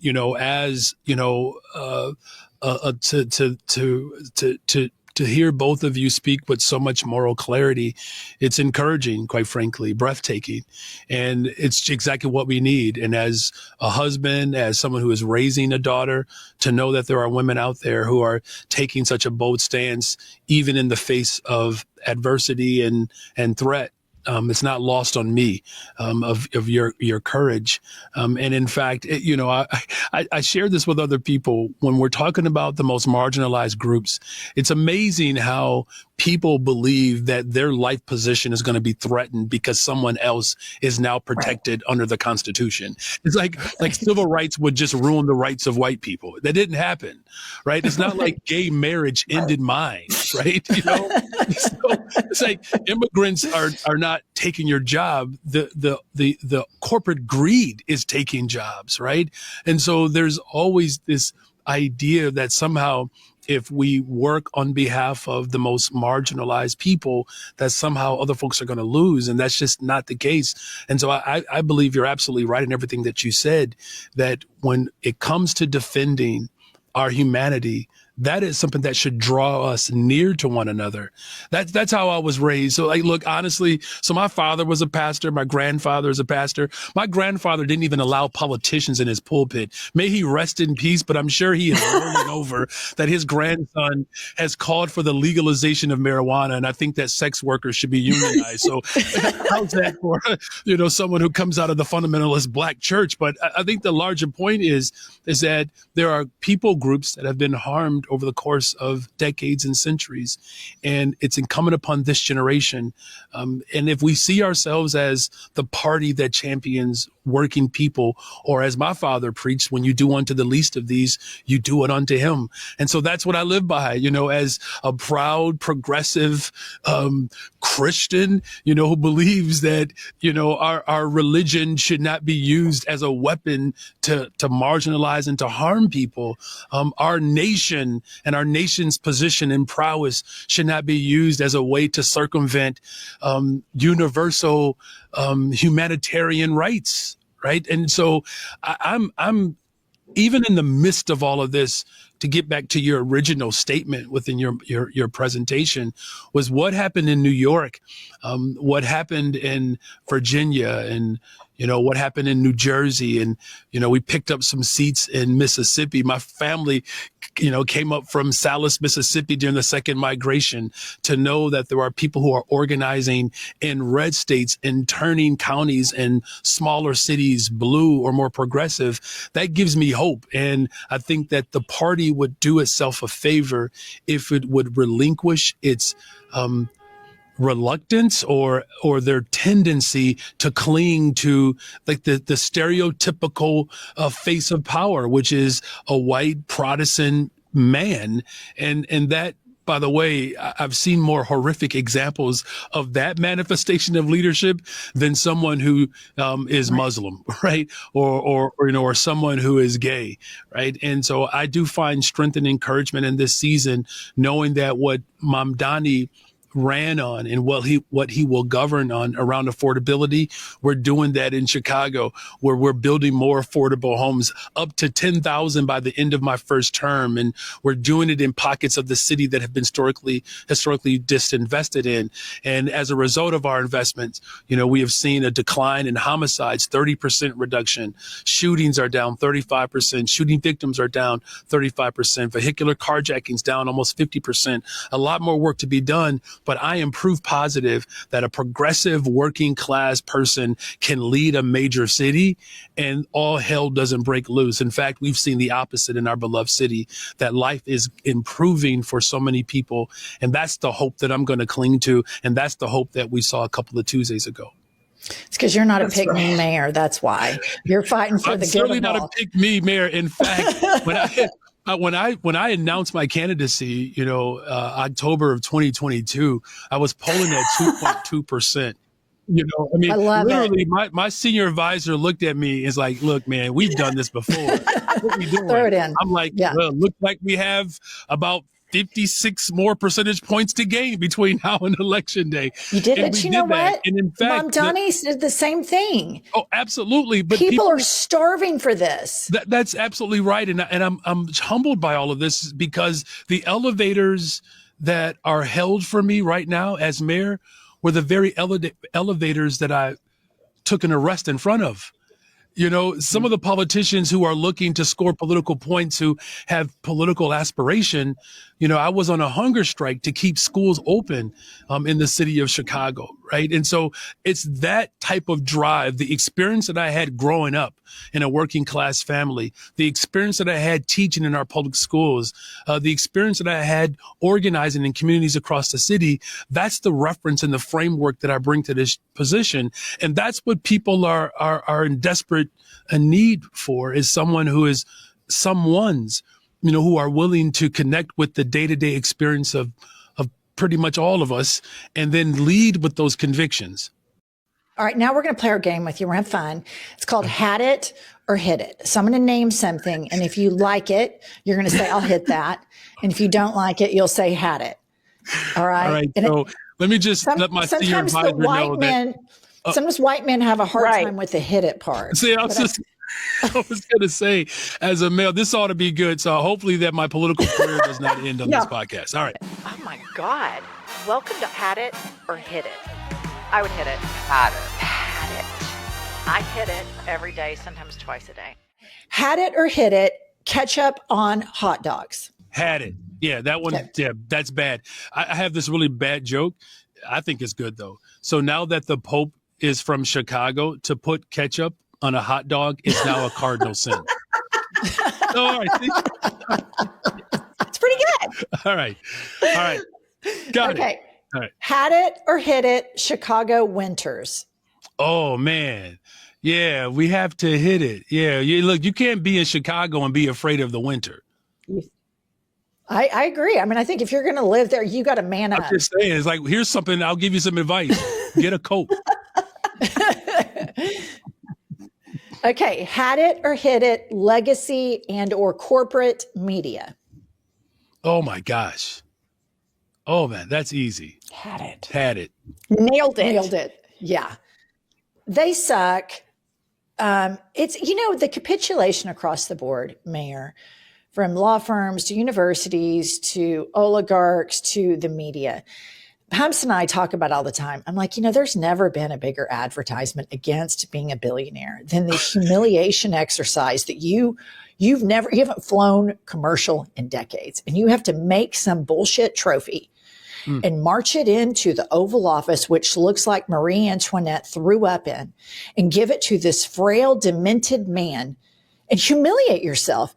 That's not freedom. That is not freedom. It is a walking, talking advertisement against billionaires, which brings me to my next one. Had it or hit it, billionaires. Had it. I agree. They're proving to be like that. I had a guest on a couple of weeks ago named Emma Vigeland with the Majority Report. Anyway, she said she feels like once people become billionaires, they get a kind of psychosis. And when she said that, I thought, God, that makes sense because they all seem so crazy. Afraid, like somehow, like their billions is just going to disappear. Even though like right now, people are literally being disappeared in this country. And, there was a debate whether or not billionaires should even exist. And now we're about to have trillionaires. So had it.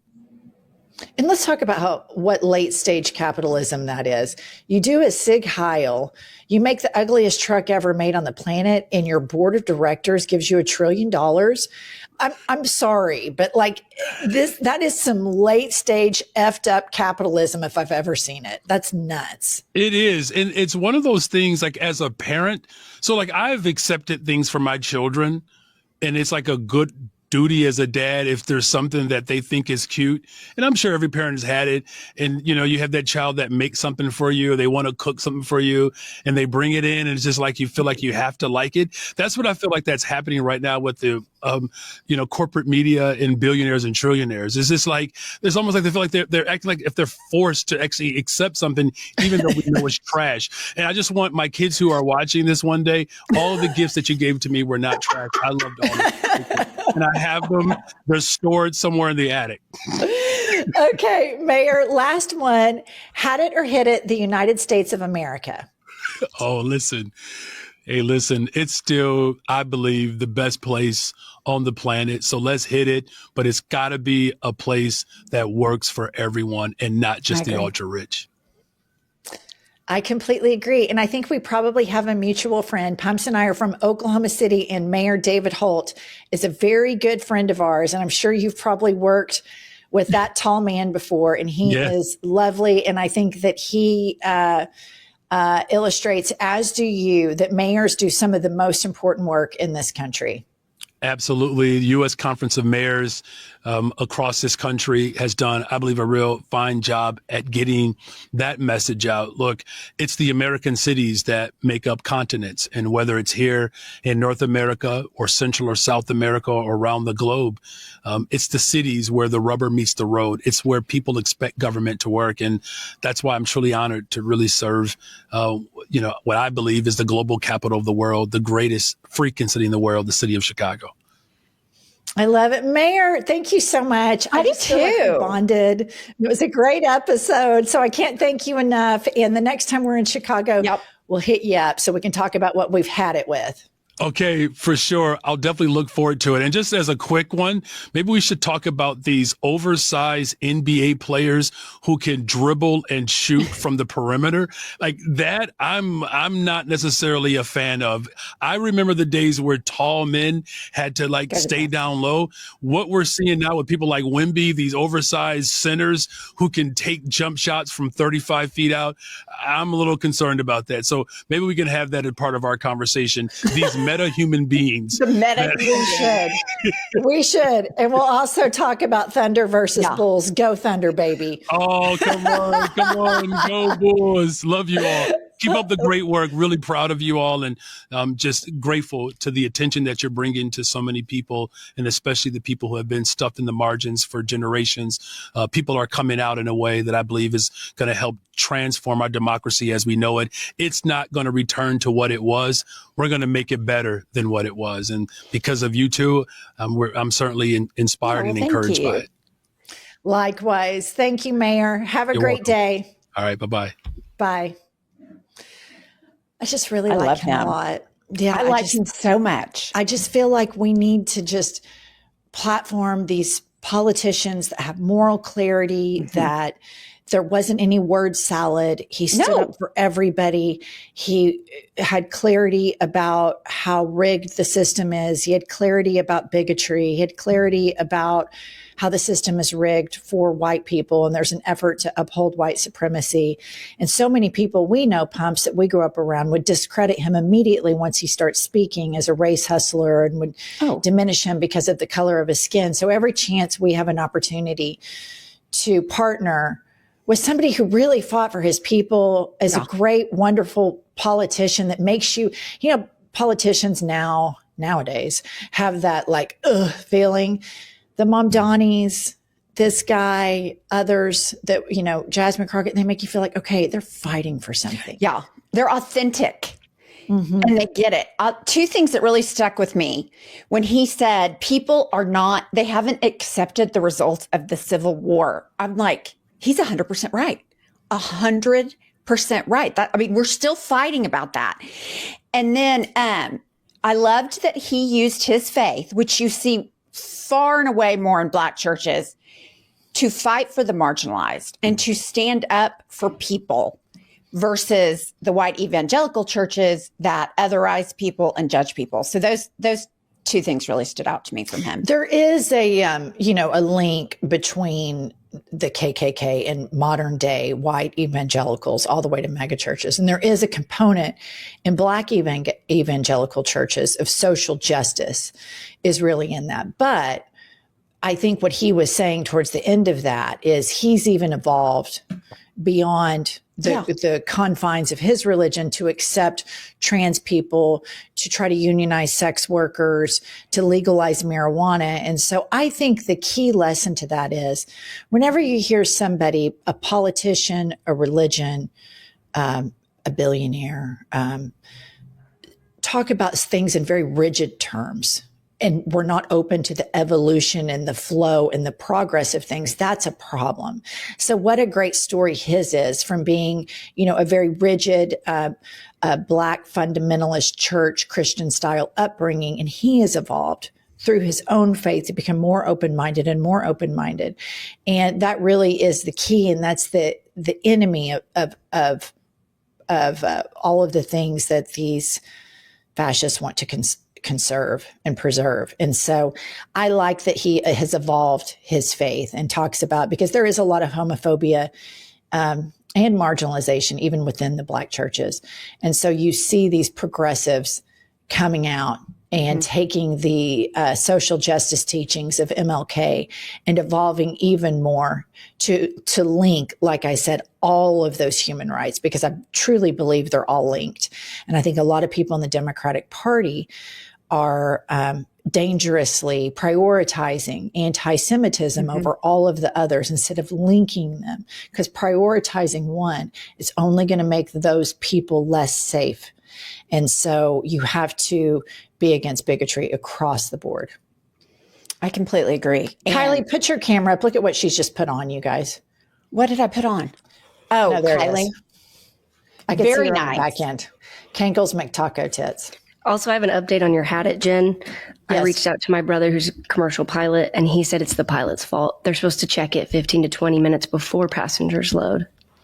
Do you mean to tell me when I sat at LAX for 10 hours and the pilots were on that plane for at least 6, hooting and hollering that they could have checked that plane and that bird could have gotten in there? I'm furious. I tried to give them an out. You did. You really tried. Yeah. You know what I might start doing? I'll make Pumps do it, because she's a better Karen than I am, because I ride her Karen coattails. Pumps, the next time we're flying together, I'm going to have you get on the plane and just go ahead and poke your head in the cockpit. Have you guys already done all the checks? We're not. You did all the checks. We don't need right? maintenance. Everything's working. We checked that before the passengers came on, right? Okay, you've already done a Good, check, good. right? Okay, I'm just checking. Have you done a check? And if they say no, you can be like, what the fuck you have us on here for then? Why are we on if you haven't done a check? Why wasn't this done before the passengers got on? Wouldn't that make more sense? Wouldn't that be more efficient? There she is. I will ride that Karen coattail. And here's what I do, listener. She'll do something like that, and then the person looks back at me, and I'm like, but I'm sorry. But on the inside, I'm like, God, she's just getting them. Yeah. Okay, And I all just right. want to say, I fixed a microphone problem during the episode all by myself. So, hello. Good job. Technical guru.